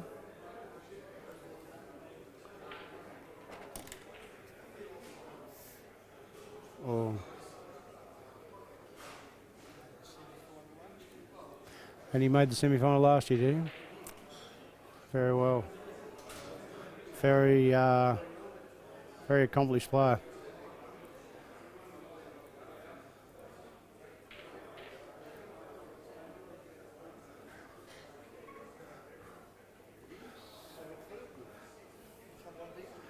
And Sammy Thurgood's about to join us. He's just getting mic'd up.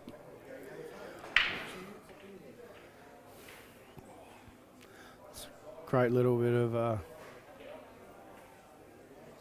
great shot by Lucky. Just drifted up past the black, natural angle.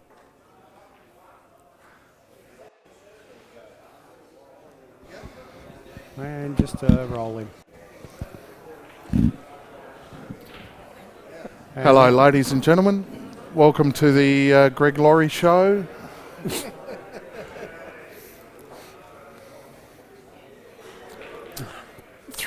Three zip, Jez. Yes, mate. Out of the blocks. Apparently the first couple of frames he ran quite well.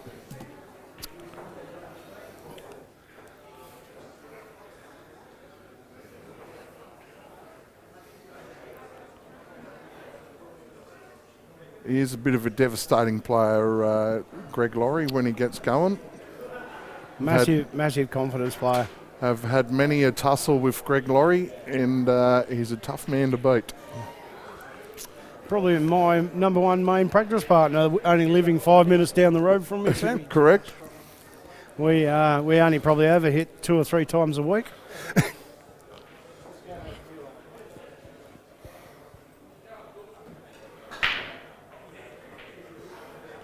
And he's got a ball in there, yellow, I think.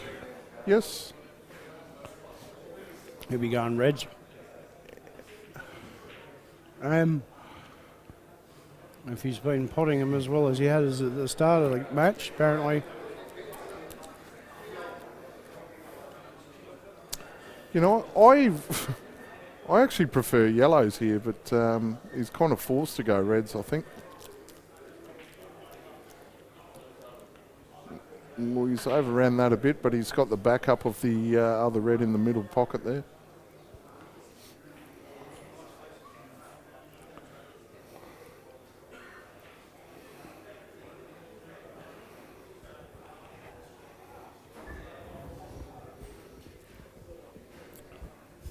I actually think he gets these, Jez. I think this is pretty much all over.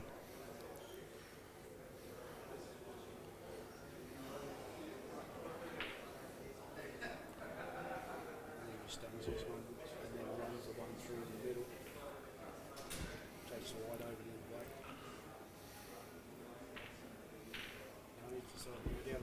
Yeah. Decide to go down the bottom.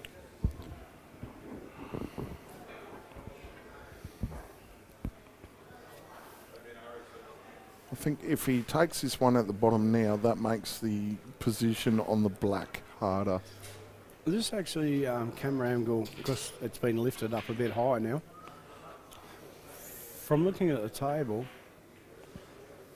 it looks a lot closer to that yellow, the white. So obviously it'd be bridging over the yellow. Yes, it does. Yes. He might.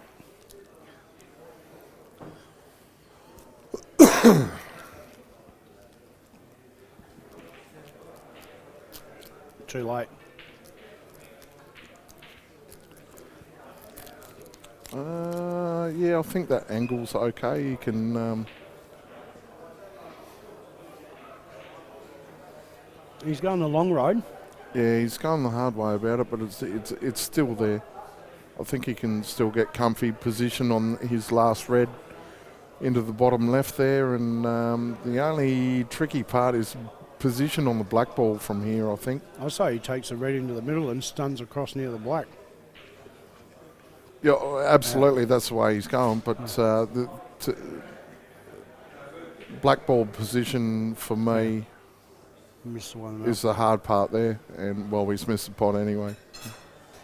I think JR will punish him for that miss from here. Actually, I don't think he will even look at a safety from here, will he? I think he'll pull the trigger on this. They're all there.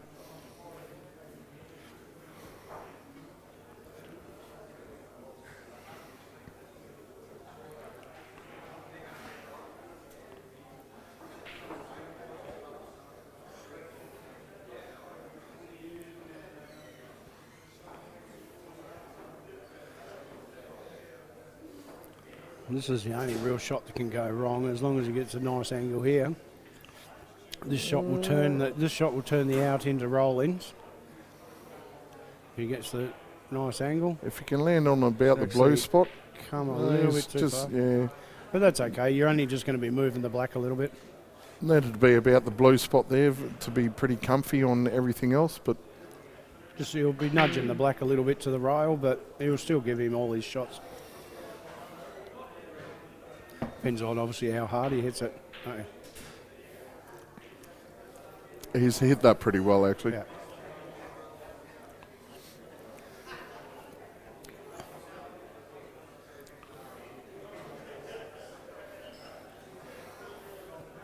It all comes down to now just making sure you get the angles to land on the black nice.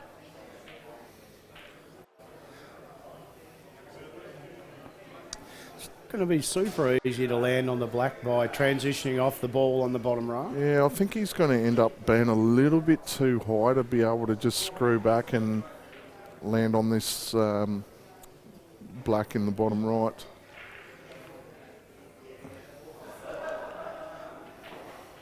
It's a good shot. Promoted the black. That's an absolute pearler.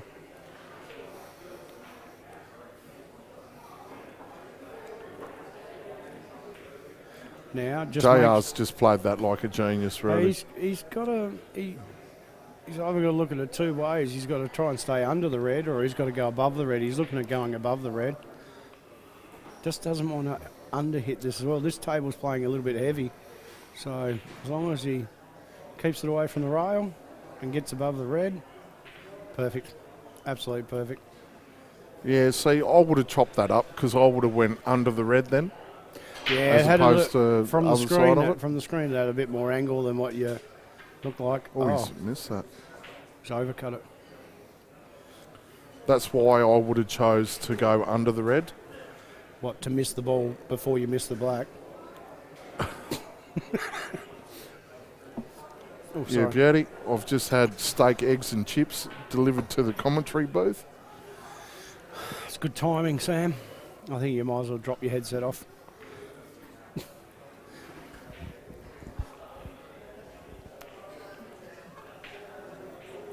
Yeah, left a relatively easy 3-ball out for Greg. Yeah. Greg Laurie doesn't Oh, no, chop Sam. these up. was always a little bit concerned about that transition up onto the black, but JR would normally have potted that ball.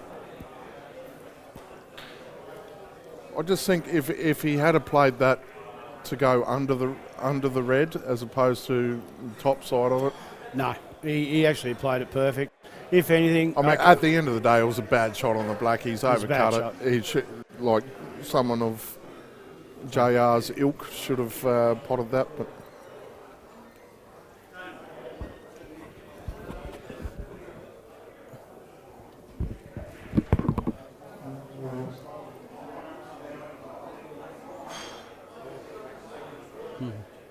And that puts Greg on 4, Johnny Russell on 0. Relatively quick match. The balls are opening up nicely, so it actually suits probably both players. Greg is definitely a fairly aggressive player, and he likes to run the white. If it does go scrappy, JR, very good tactical mind. JR's just gone for a comfort break.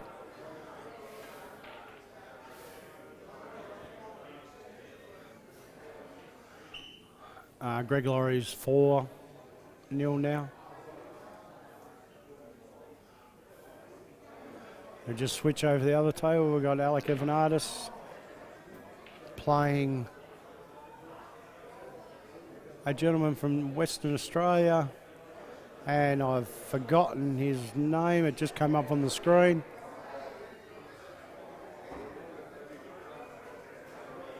He actually won their Western Australia Masters last year. Comes from South Africa.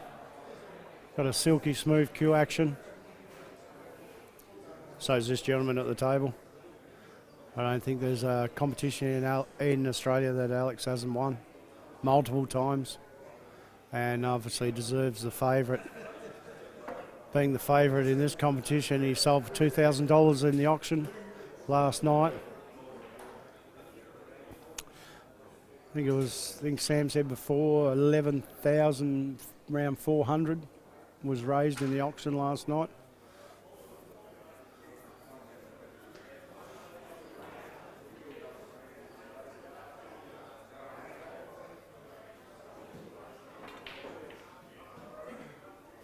And we're back for JR breaking.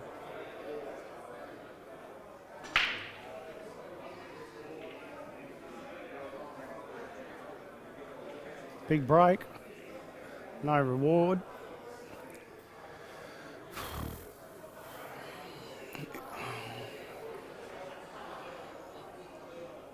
I think I'd probably prefer to be on yellows here, but obviously from where the cue ball is, nothing available. And I don't even think he's on that red to the middle.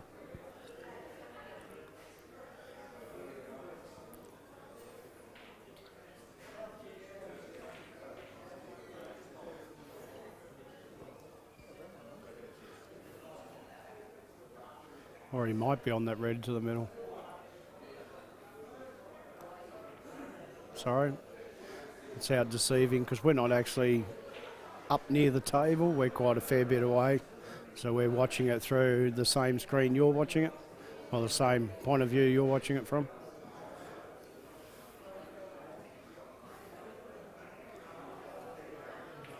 Bit risky leaving your mill there, Sam, in front of me.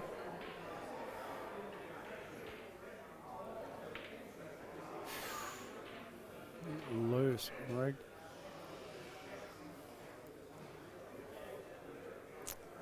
I think Greg's only problem ball at the moment is the far right hand side red and position onto the black, or extracting the black.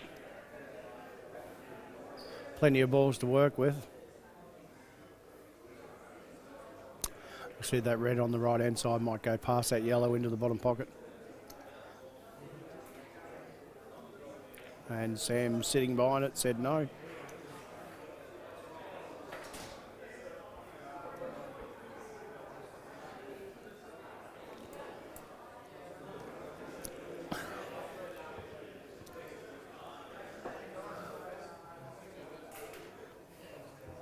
Greg Laurie won the Australian Masters Championship. I think it was 2017 in Canberra. I should know, I was there, I was watching it. He also won the Black Ball Masters and the Open Doubles with Wayne Stubbs last year at the Black Ball. Won the Masters singles and in the Open Black Ball. Had quite a good tournament.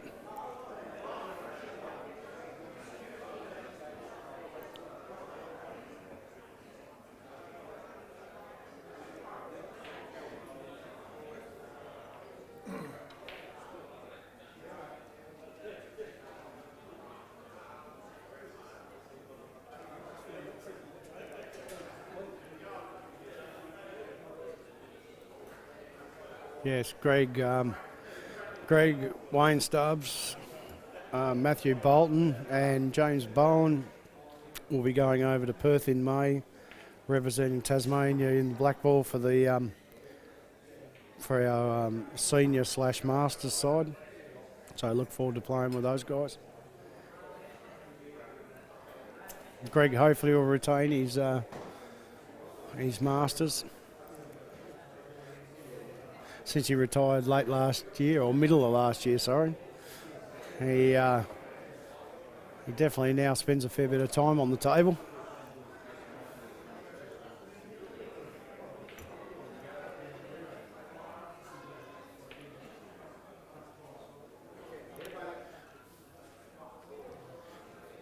Sam, he can now play that red down off that yellow and flick that other red in though now. So it's pretty open. It's very open now. Play it down onto the yellow behind the red, flick the red in the hole, play it at a firm enough pace so it opens up the other red so it doesn't just stick to the yellow. Well, it won't stick to the yellow anyway. And then the black is actually available to the middle pocket on the top.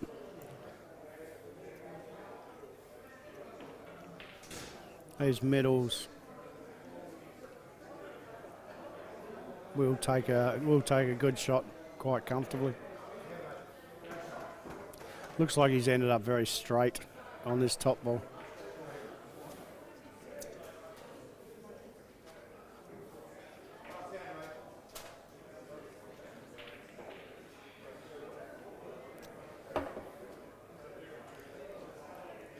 That's probably going to change what he's going to go for now. I think he would have liked to have rolled through another at least foot on that shot to be able to drop that other red in the middle.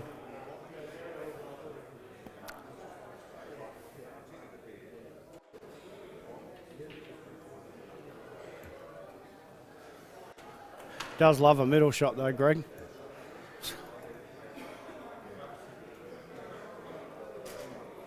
Might lose the white ball a little bit here.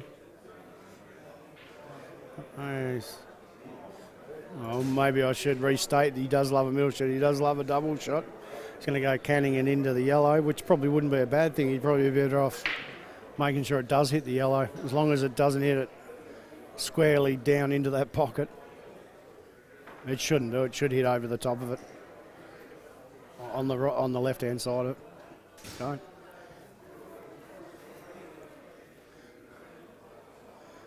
Just gone the layup.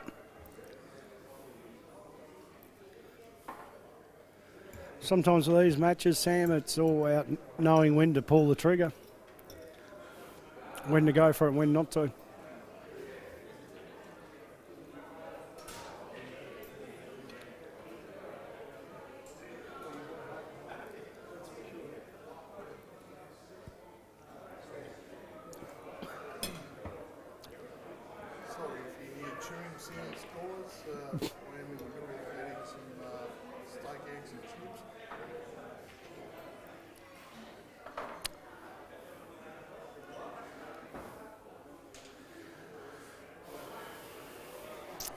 I think even if JR only touches this yellow on the rail and forces him to play the one over the hole, just to force the play, if you know what I mean, it's probably not a bad option. And that's what JR will want him to do. He'll want him to force play. I don't even think he'll be looking for a snooker here as long as he keeps him off the ball in the middle of the table.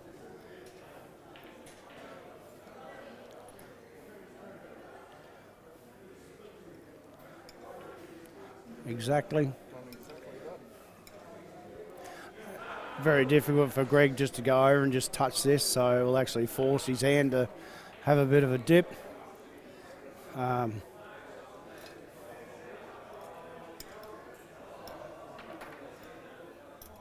Personally, myself, I like the actual drop in, Sam. Bring it out a foot, bang the red in the top, and screw the white back down to the bottom rail to give you an opportunity at the black. You know, take the long shot. Don't take the. If you take the screw up the rail and crash into the yellow, you could be left in no man's land. I think that's exactly what Greg's going to do from here. And these are actually the kind of outs that Greg gets. No, he's not. He's opening the black up. I suppose he's 4-0 up, Sam. A lot of options are available to you. When you're 4-0 up, you know, I'd say have a crack.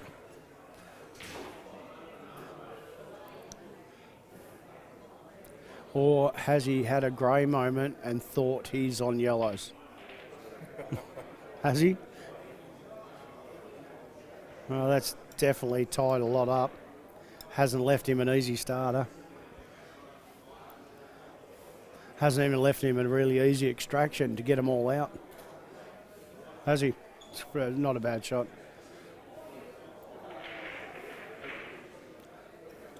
The only problem is he's really tied that with his Yeah. other red up by doing that. So I think first opportunity Greg will be looking at getting that red somewhere else.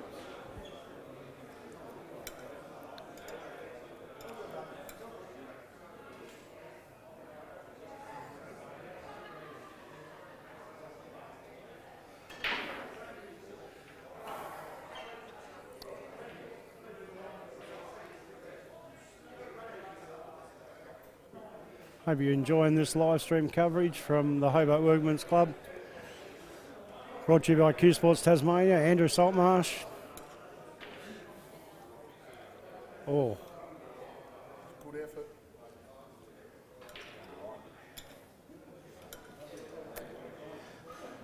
I don't see Greg coming back to the table seeing a red ball.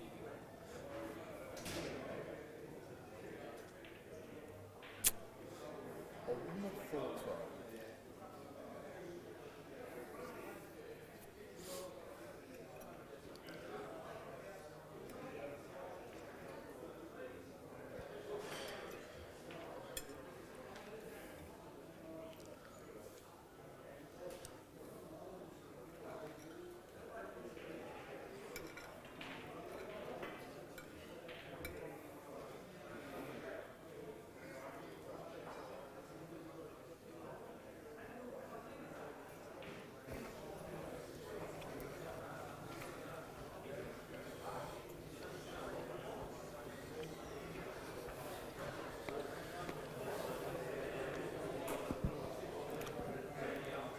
It's actually going to be tough to leave Greg off something here, though.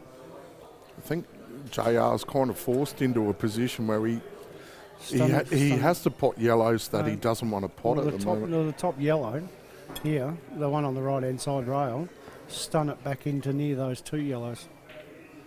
He's left him up. He's left him up.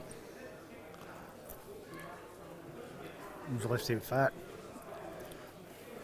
I think he could have stunned off the one just above the middle pocket and stunned back in behind the two yellows. Mm-hmm. He's got good coverage with the black and the other yellow are down the bottom. But it's always easy to...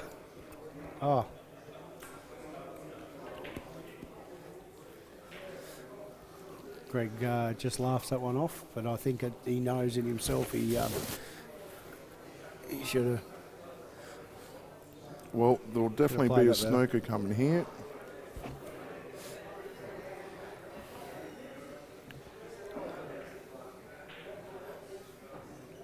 Or not. Okay. I think JR's got to the stage where I think he knows he's got to get something on the board. got to get running. I see no issues here. He'll be on the black. No. I wouldn't even give Greg the opportunity to try and hit those two reds in the bottom pocket because there's a lot of room there for him to do it. I think JR's got to go for it. Just get his angles.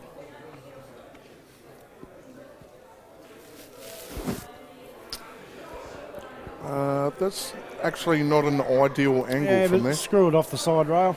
Pot it, screw it off the far left top side rail and back out. I don't think he just wants to play it plain ball. He'll be screwing this ball over onto the side rail and back out.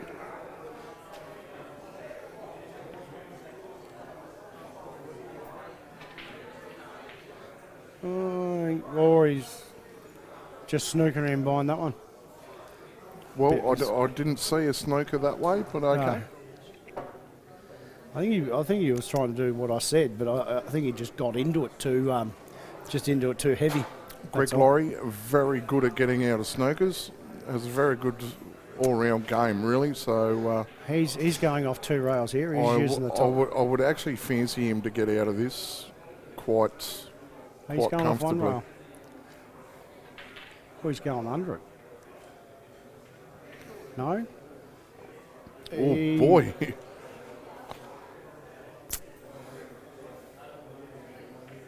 I think he's got a semi-result out of that. Yes, he has. And I think he was just trying to clip the yellow down to his balls, which I don't know. I mean, if he's meant to hit that black to have it fat over the pocket, then got he a is an great result. absolute genius. He's got a very lucky result over that. Well, they don't call him lucky for nothing. Okay, this is an interesting first shot. Or this is going to be a fat... No.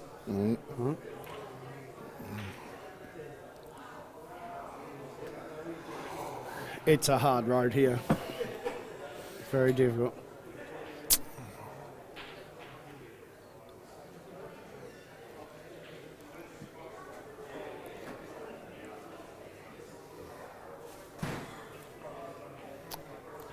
The only thing I can see is he's going to rely on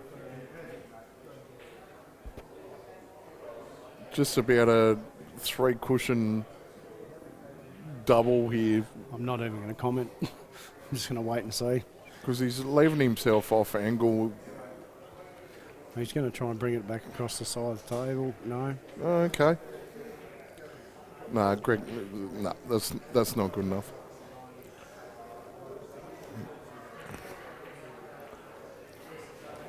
Does.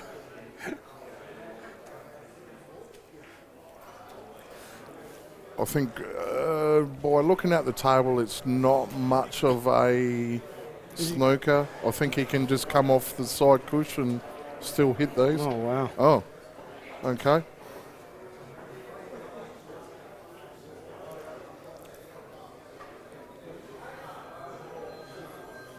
Well, with 2 shots, Top left, middle. You two to set up your other yellow. I wouldn't be running the one up the side rail or anything because then you've got to get underneath the bottom yellow. no. He's got No, to you pop the top one. need 2 shots on that yellow where the white's sitting right now. If you actually pop the top one. And it he looks doing like JR's got something No, else he's- in No, mind. he's doing exactly the same thing. He's always going to be able to pop the top one, right, from virtually wherever he's left. He's just trying to promote this yellow He's- out in the open. That's Righto. right. He's Yep. looking at extraction. I'll tell you what, he could even go off 2 rails and pop the one up over the top and still hold his 2, but he won't need. I don't think he'll need his 2. Once this comes out, No, don't mind this at all. this is done. Bit of a double hit, but that's all right. Perfectly legal. Big double hit. No, I don't know. There was a big gap. There was a- Perfectly legal, apparently. and some say, some don't. It was a clang clang, but He wants to make sure he gets cleanly under this one. Oh, not cleanly. He got away with it. He's got away with it. Looks like Poppy Rob has just pegged one back there. 6-2 down now. Darren Waite come out of the blocks and was just mopping everything up. Yeah, Darren Waite's a very, very good player. Oh, he's underhit that. Oh, I think he'll still be okay though. Yeah, he's all good from there.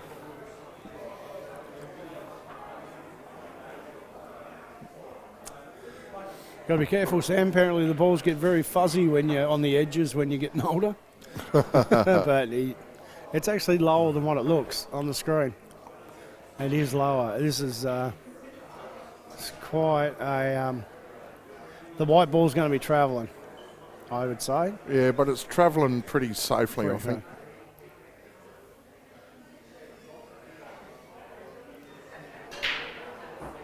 Yep, nice shot. Nice shot, nice finish. But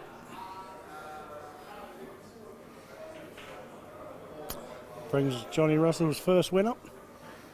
It's a race to 5, so there's still a lot of work for him to do. Race to 8, this one. Oh, sorry, race to 8. Still on the winner's so side. Still on the winner's side. Yep. So, still a long way to go then. Still a long way. Still much more quality commentating from here, Jez.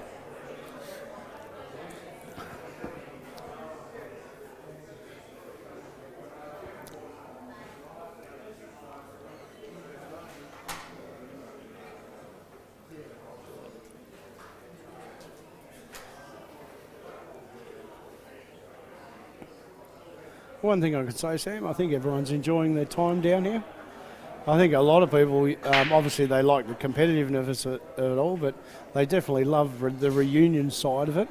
I mean, a lot of these players have known each other for 30, 40 years, so they enjoy getting together. Plus the fact that it's played in Hobart, which is pretty much God's country. Yes, 100% agree. From a Hobartian. And Salty's saying, that's cold. It's not cold, beautiful. Voted the world's best city to live. Salty says it's cold. 2019. Salty says it's cold, but the Killer Crossovers played in probably one of the coldest months in Hobart. Oh, you fucking... Oh, you idiot. Jez has just spilt his beer, so you'll have to forgive him for dropping the F-bomb there. As we all know, it's highly upsetting spilling your frothy. Good thing it was nearly finished. Good thing it only went a little bit over Salty's audio. Still got me? Still working?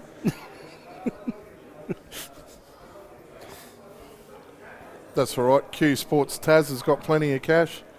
He can replace his gear pretty easy. Water resistant to 100 metres. Yeah.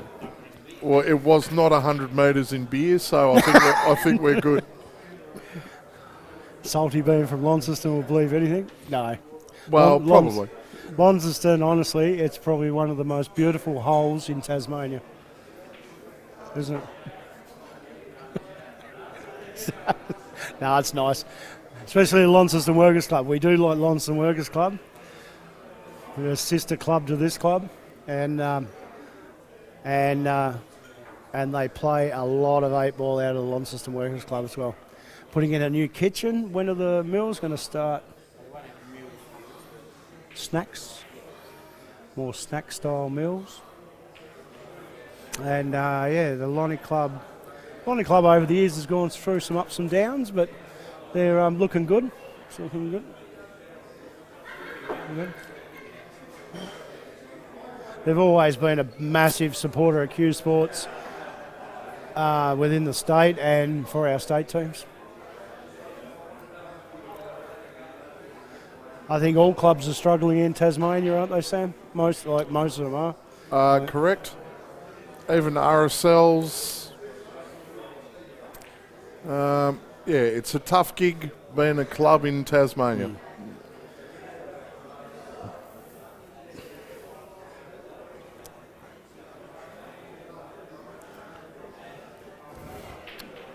I must admit I'm very fond of the Hobart Workmen's Club. Joined up here when I was 21. Hard process back then because you actually went in front of a board.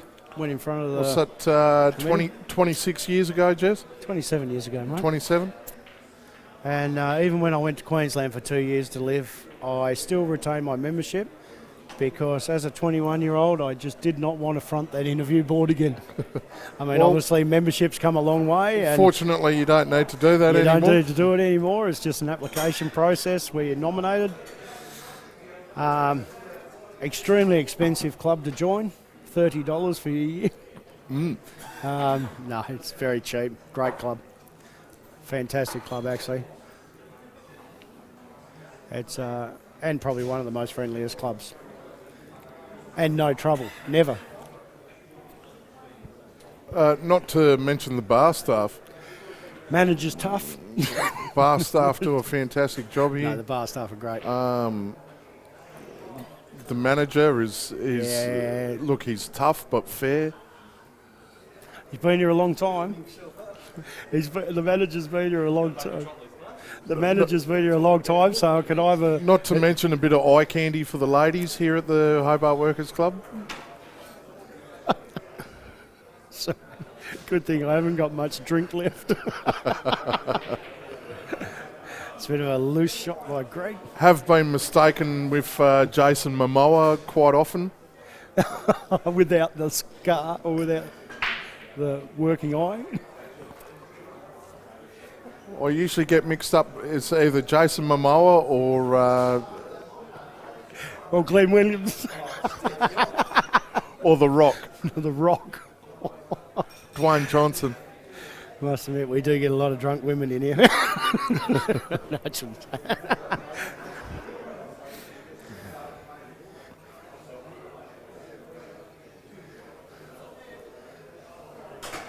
Got the manager of Broken Hill Golf Club here. Glenn Williams. It is called Broken Hill Golf Club. Of course. Oh, He showed me looked some like photos last year. Looked like there was a fair Yeah, roll on the table there, Jez. That took a fair dive as it got to the pocket. Possibly hit a bit of chalk or something, Sam. You never know. Yeah, It's been rolling up hopefully- there pretty good. Hopefully not a roll. Hopefully it's just a finger mark on the table or a bit of chalk. Yeah, mate. There we go. Northern. Thanks. No, Yeah, but from what I've seen so far, the rolling further. tables seem to be playing pretty true. So I know Cyril Triffett does a very good job at getting all these tables ready for us. I noticed you brushing them last night before you were leaving, Sam. You obviously went round and gave them a Give them a bit of a once-over, mate, bit of a paddle, a bit of a sweep. Did we hit them with an iron this morning, or...? No. No, they did not get ironed this morning. But I noticed Ace decided to give the table a bit of an iron before he played on his table, who is currently playing Reinhard Wagner from WA, and he's 5-zip up at the moment. So I guess the iron has worked for him. Iron works. Being a multiple international player going overseas playing on those tables, they're a lot quicker. I mean, and let's face it, most of us enjoy playing on fast tables. I just recently brought myself a black ball table from Black Ball Tables Australia from Mark and Samantha Cottingham, and it's got match cloth number 10 on it, Hainsworth, and it is lightning. Absolutely lightning. And I still iron it to keep it very quick. Might have to come around, Jez, and give you a bit of a touch-up on your own touch-up. table sometime. Doesn't happen often, Sammy, but you're more than welcome. What doesn't happen often, that you get a bit of a touch-up? I get a few of the guys down, a few of the state guys. Alex comes down and has it with me. So, yeah, there's times where I win and times I lose. Well, But I Alex, feel like you're not dropping names because, as everyone knows and is common knowledge, Alex is my... BI T-shirts. correct. I have been known to just pick Alex up and spank him.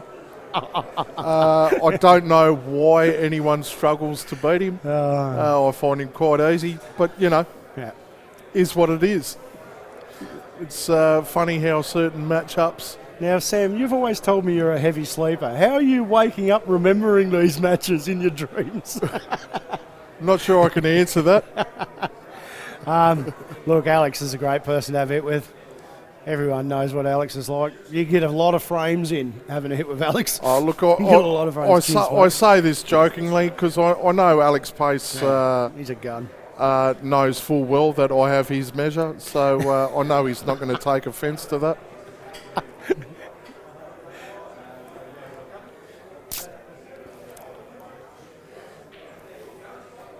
Back-to-back little state champion. He is. 8-ball champion. It boggles my mind how he's gone back to back. When I just destroy him every time I play him, and I've never won a state title. No. They're not hard. They're not easy to get. Well, I they're was not about to easy say to they're get. not hard to get. Apparently, I've just drawn the wrong people. And you've drawn the winners.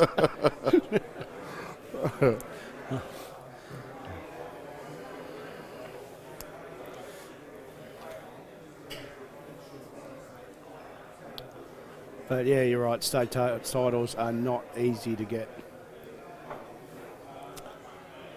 Are you leaving me a little bit of a segue there, Jez, to No, start mate. talking you up, mate? Because No, mate. you've won multiple Yeah. state titles, state singles titles. A lot of years apart as well, Sam. A lot of years apart. Correct. I think my old mate Greg Watt is still at the top of the tree Oh, with definitely. the Probably 7, I think. most amount of state singles titles. Absolute legend of the game, Greg Watt. This man here has got the most Australian titles that's playing at the moment, though, Greg Laurie. He's got Most Australian team titles.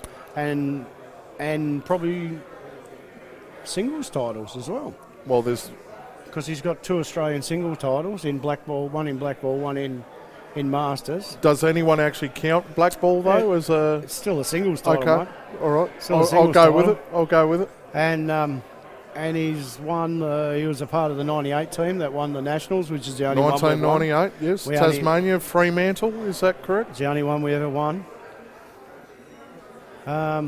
Tell you what, we've come close a few years though. Yeah, 2006. Great shot, Greg.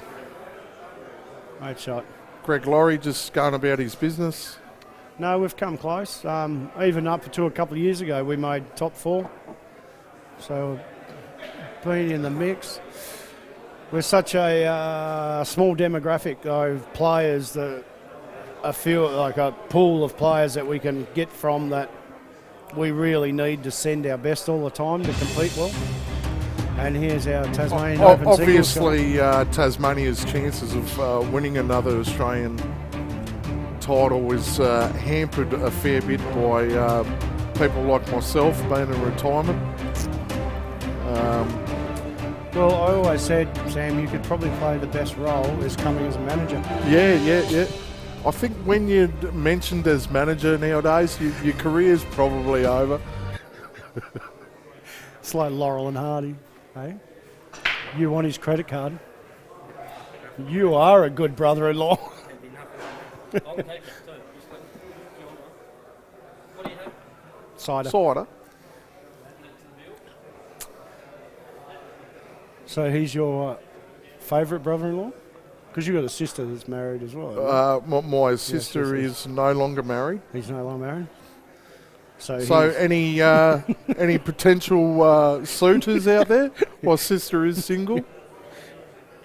She's a good lady. 2 beautiful kids. it's not a perfect match, mate. Got your looks? Thankfully, she does not have my looks. So she doesn't look like The Rock. She doesn't look like a smashed-in baked bean can.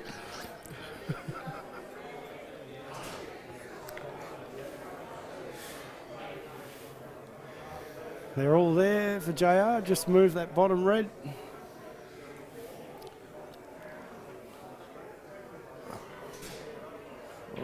I'm not sure they are all there, actually, to be honest. I think that's Yeah. pretty tough. Pretty tough layout from there. No. Alrighty, let's have a little catch up on the other games. Les Alley 2, Sonny Lister 6, Steve McCormick 6, Alan Brown 3, Darren Waite 7, Rob McCauley 2, JR 1, Greg Laurie 5, obviously the game we're watching now.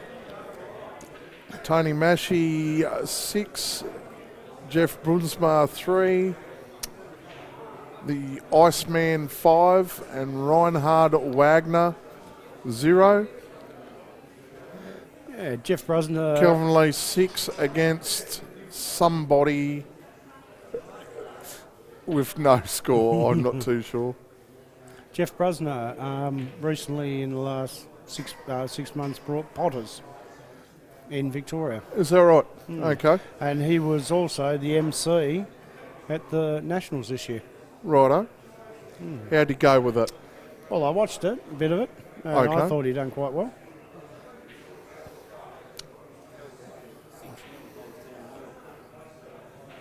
Okay, we've thank you, Salty. As always, mate, you're on point. Kelvin Lee 6, Mongrel 0. So that's a pretty massive result for Kelvin there against Mongrel. Mongrel's no slouch. Kelvin Lee, I saw him play for the first time, and he went right through and made the Australian singles final, and he played Alec Evanardis in 97 at Lakeside in Adelaide. Okay. And yeah, so my memories of him, obviously, because you always got fond memories of your first time away playing for your state. He was a gun, and obviously still plays very well. My first experience with Kelvin, I think, would have been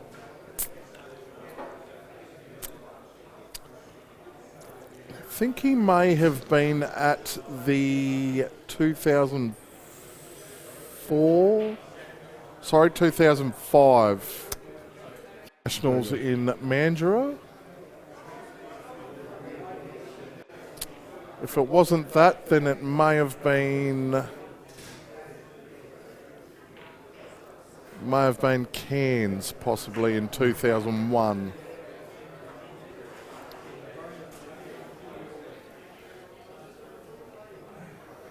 Yeah, on those early 2000s, I had quite a few years off.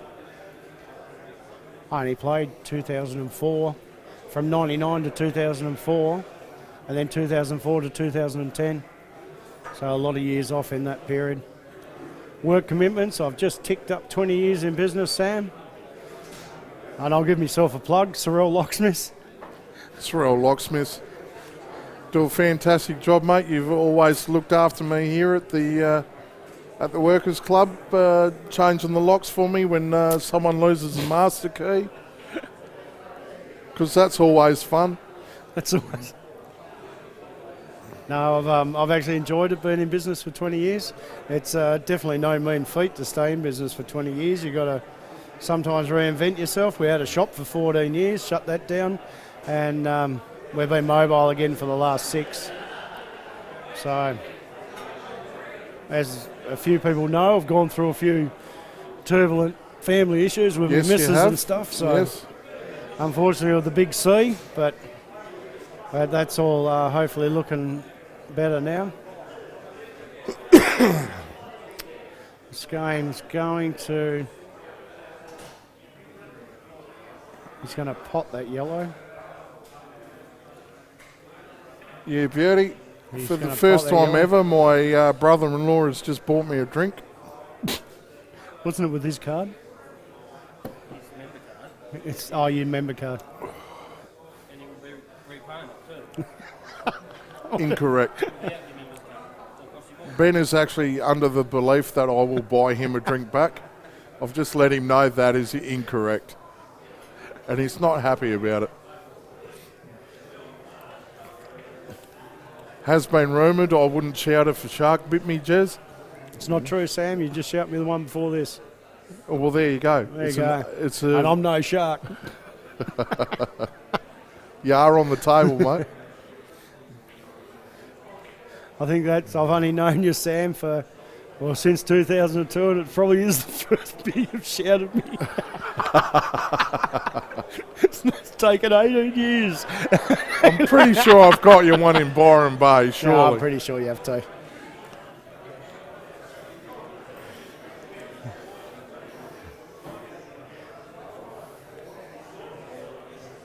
This game's gone a little bit tactical.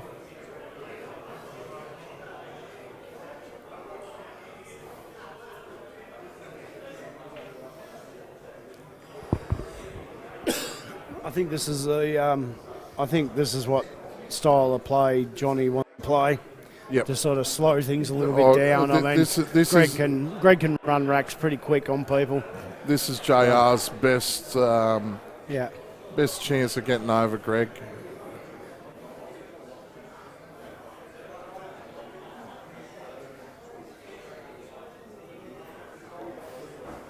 I'm actually not sure he was trying to do that. I think he was trying to slice that red back. Surely that wasn't your shot of choice. He's on the yellows. Have, Have you drunk are too you much? sure? Yeah, he's on the yellows. Isn't he on reds? What?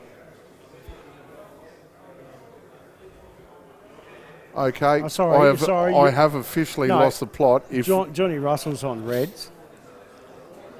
Lucky's on yellows. Okay, I have officially lost the plot. And we're hoping to still be commentating here till 10 o'clock tonight. Don't think so. Oh boy. Ooh, that's almost dropped. Okay, now that I know what people are actually on, I'd say JR's definitely in the box seat He from is. here. Yeah, he is. But things can change very quickly. Oh, now I'm double parked. Mick Grubber's just come along with another frothy.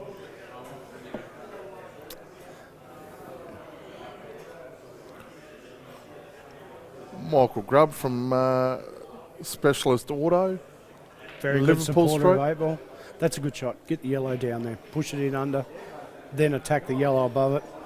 Because what he's wanting to do, what JR wants him to do is move that yellow. Correct. Which moves that red. He's got those reds already out. Janitor time. You know, so that's what he's hoping. By Greg pushing it down there, now Greg can manipulate the yellow. All right, under. here's a shot for you, Jez. The red to the right, top right. Yep. Is it worth pumping that into the pocket, playing it with just a touch of right-hand side, top right, Do you know and what? come down to the bottom of the table and disturb Yep. those three Yep. balls? And it's amazing how much right you have to give this. As long as you're one tip out, would be enough. Yep. 1 2 out. Remember we worked on some of that with Yes. side? And I still can't do it, but anyway, I can suggest the shot, doesn't mean I can play it. That's a good shot. That's a very good shot. And this is where he's fallen into JR. JR knew he had to do something then because he knew Greg was getting that yellow down there. That's a great shot. JR tactically is probably one of the best in Australia. I'm just thinking you actually knock this yellow out into the open. I don't think you hit enough of it. You can only hit it quite thin. I think if he just feathers it, it's not touching. I don't Yeah, really it's call it too, touching. yeah. He just feathers it and You're leaves right. it there. You're right. Yep. Right? But in saying that, now JR can't be. He's got to be very careful where he pushes it to, because Greg can then filter the white back up where it is now. Yep. So he's got to really not. think if JR gives Greg the chance to get that yellow out in the open and Well- leave him off that top left red, Yeah, he's in trouble. he's in a in massive amount of pain from But there. JR won't let that happen because he already knows what he's thinking already.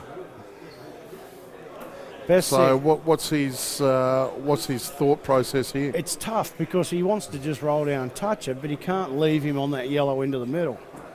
Because he leaves it on Can he go across the table? No. Can he come off the opposite side Kush? To be honest here, Yeah, he can. well, He can go across the table here. He can come off the left-hand side Kush yeah, and but he doesn't want to do that. He only wants to sit it halfway then. He only wants to go about a foot past it. About a foot. Well, I don't know if it's got a foot because he wants to keep the white in the middle of the table.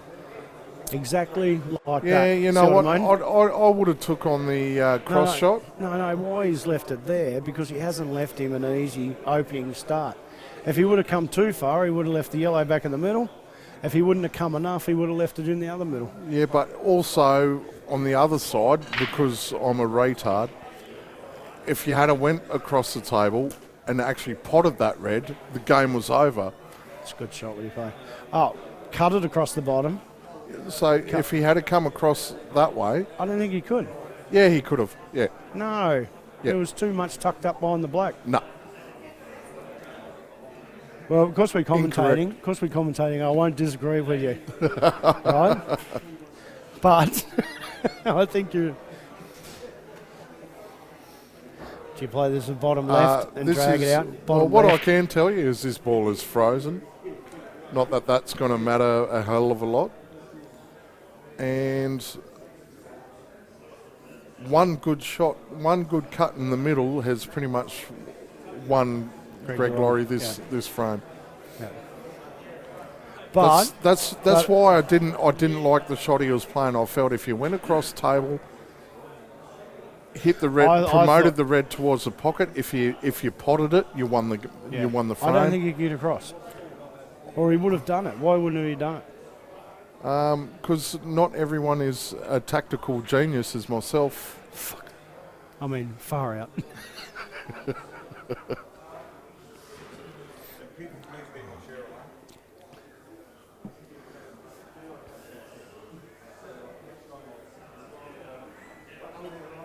Well, what's his options here, Jez? Is he just going to lay the red up on the yellow, or I think you've got to jump the white onto the red to get the red to bounce over the top of the yellow. Sorry, it's like you just lay it up gently, half ball it, lay it up so it cruises up beside the black, like half ball the red. have the Half ball up, what's what's happened there? double. Oh, he tried to jump it over the yellow. Okay, No. 6-1. Greg Laurie does not make a mistake from here.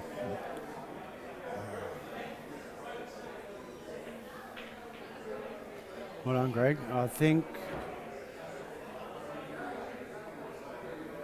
I thought JR played that tactically pretty well. But I thought he actually played it well. disagree. I feel like he made a crucial error. I thought he played it well, and Greg. I felt like he had a shot to absolutely tie the game up or win it in one visit, and chose to go a different. But he's thrown, I don't think he did across the table, and he's flipped off the ball. He most definitely could have got cross table. If I can get Salty to go back in time and bring that shot back up. Well, Salty's telling me he can't. If I was working with Dan Lynch, this would be done. But unfortunately, it's hard to soar like an eagle when you're surrounded by turkeys. Couldn't go across that. I feel like JR's lying to. That's right. That's right. I feel like JR's lying to me. JR's right. He's right. JR just confirmed All that he right. couldn't play it off the JR's side just confirmed that Jeremy was rail. correct, and that really hurts me. If he could go off that side rail, he would have 100% played it into the hole. Right, in my defence, I have had a couple of frothies today.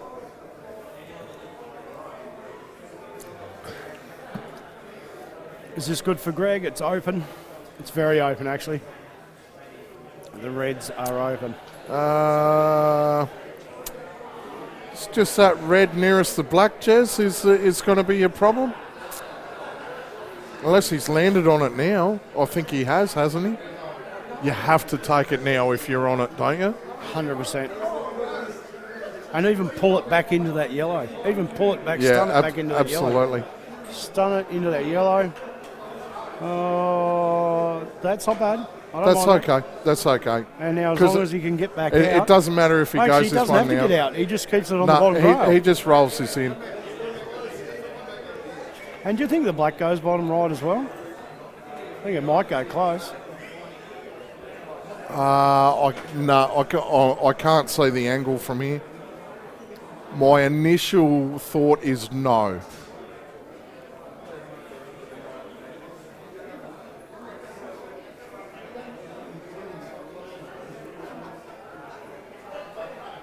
I don't think he's even going to entertain bottom right anyway from where those balls I actually are. like the shirt Greg's wearing at the moment. It's called Grey Matter. That's what they called their team when they went over to play in JB's tournament last year. Right. And if you read underneath, it says Forgotten more than most people know. Yeah. Or like most know. Yeah, forgotten more than most know. Yep. I'm thinking absolutely. He will get close because he wants to get close, but I wouldn't be going close here. No, it's perfect. Yeah, perfect. Absolutely perfect. Yep. That's about how close I'd want to be. You wouldn't want to be any closer. Things can go wrong. Greg Laurie gets this. He doesn't miss this shot. No. And that will put him on the hill.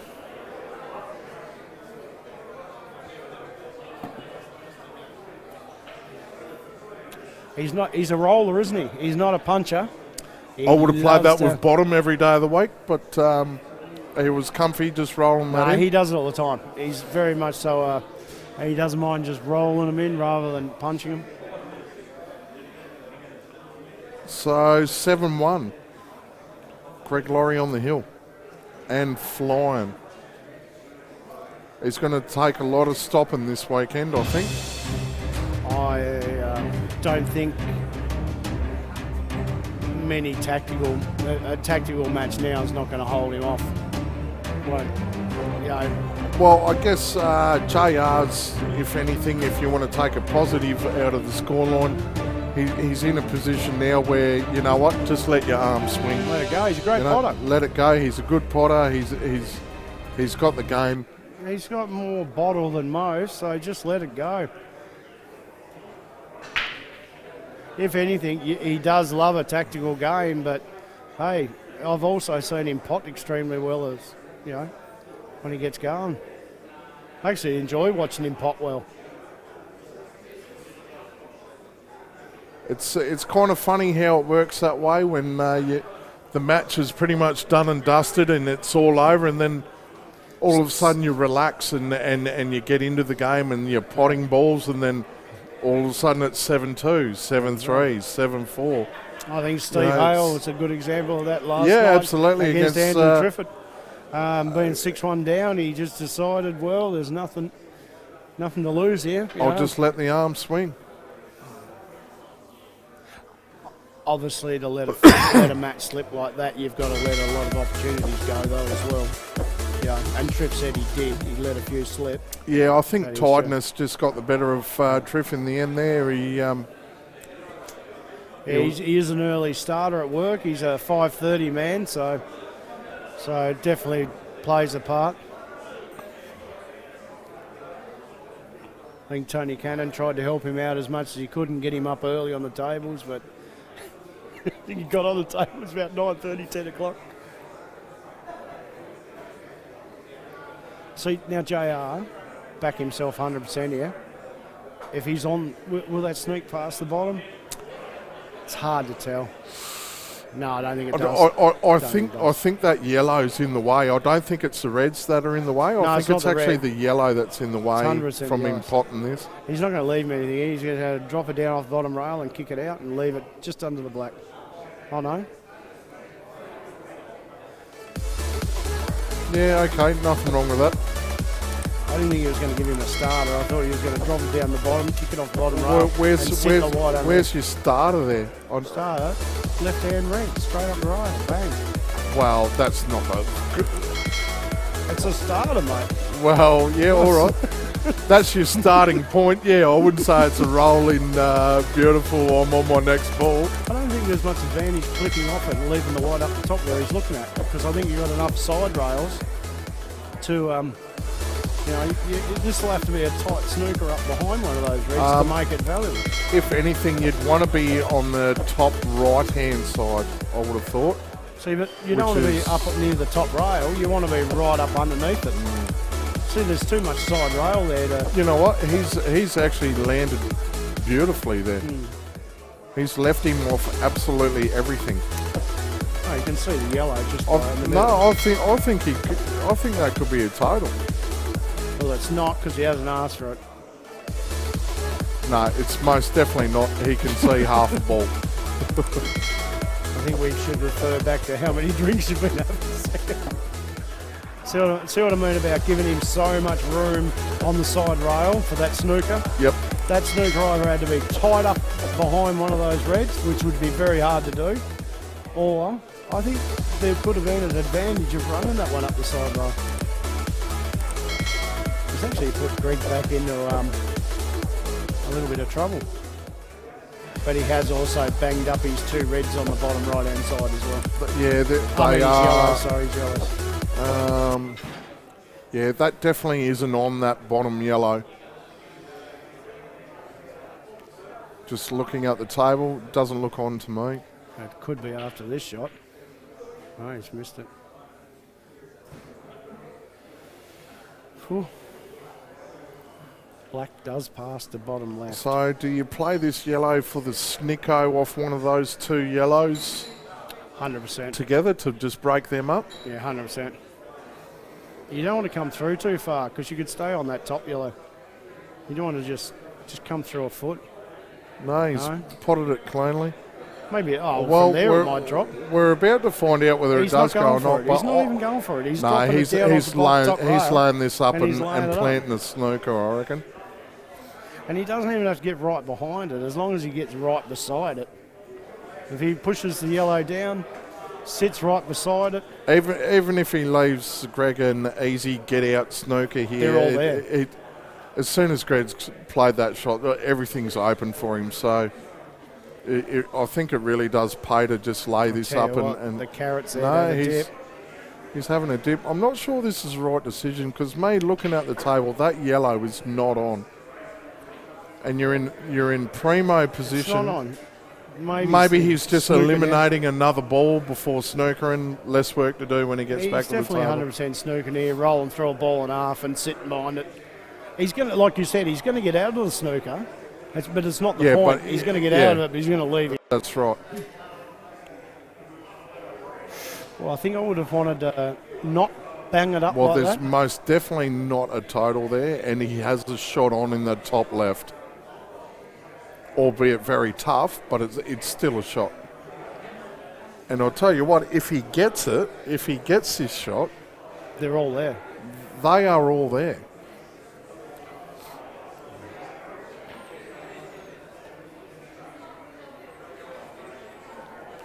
I possibly would have dropped the yellow down the bottom rail. You know, this is actually really tough. You'll get this. Oh, he's almost got it. It's not a bad leave, though. It's not a bad leave. JR's got to pot these now. There's no safety, no real safety option there. He's got to try and pot these, and I don't think he's got a shot on. No, that's what I was saying with the last shot. Drop the yellow down to the bottom rail, so it leads both of them to that hole. That's right. You know what I mean? And what he's done, he's bounced it up. Oh. Well, that's match. That's done. Yeah. In the fear of putting a commentator's curse on, Greg Laurie does not miss these balls with two shots. But he will not go out in a... In fact, I'm going to say he goes out in one. How's that? Doesn't need his second visit. 50 cents. Beer on it? All right, we'll go a beer. Yeah. Geez, they are pretty easy, though. Just lay it up, Lucky. I think I'm quite possibly going to lose a beer. No. I got faith in my man, Lucky. Oh, so am I, but I know he'll throw a loose one in. Yeah, that's why I'm not counting my chickens yet. he'll still go game, but he won't go game conventionally. Oh, get in! Oh, you. Sorry.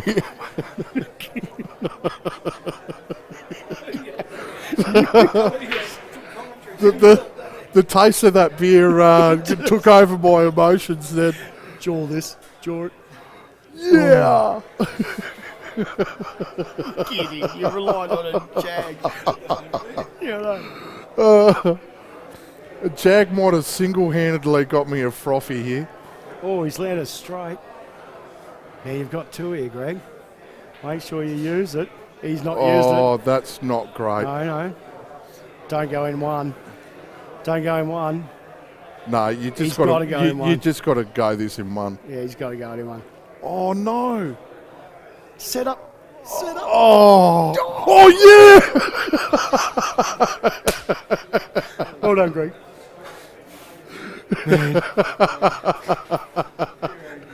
We probably should. Well, somehow that's got me a frothy. That black dropping in. Yeah, beauty. No, we're just. Oh well, I hope that added a bit more excitement to the last frame. Anyway, Thanks very much for having us. thank you very much. I'm done.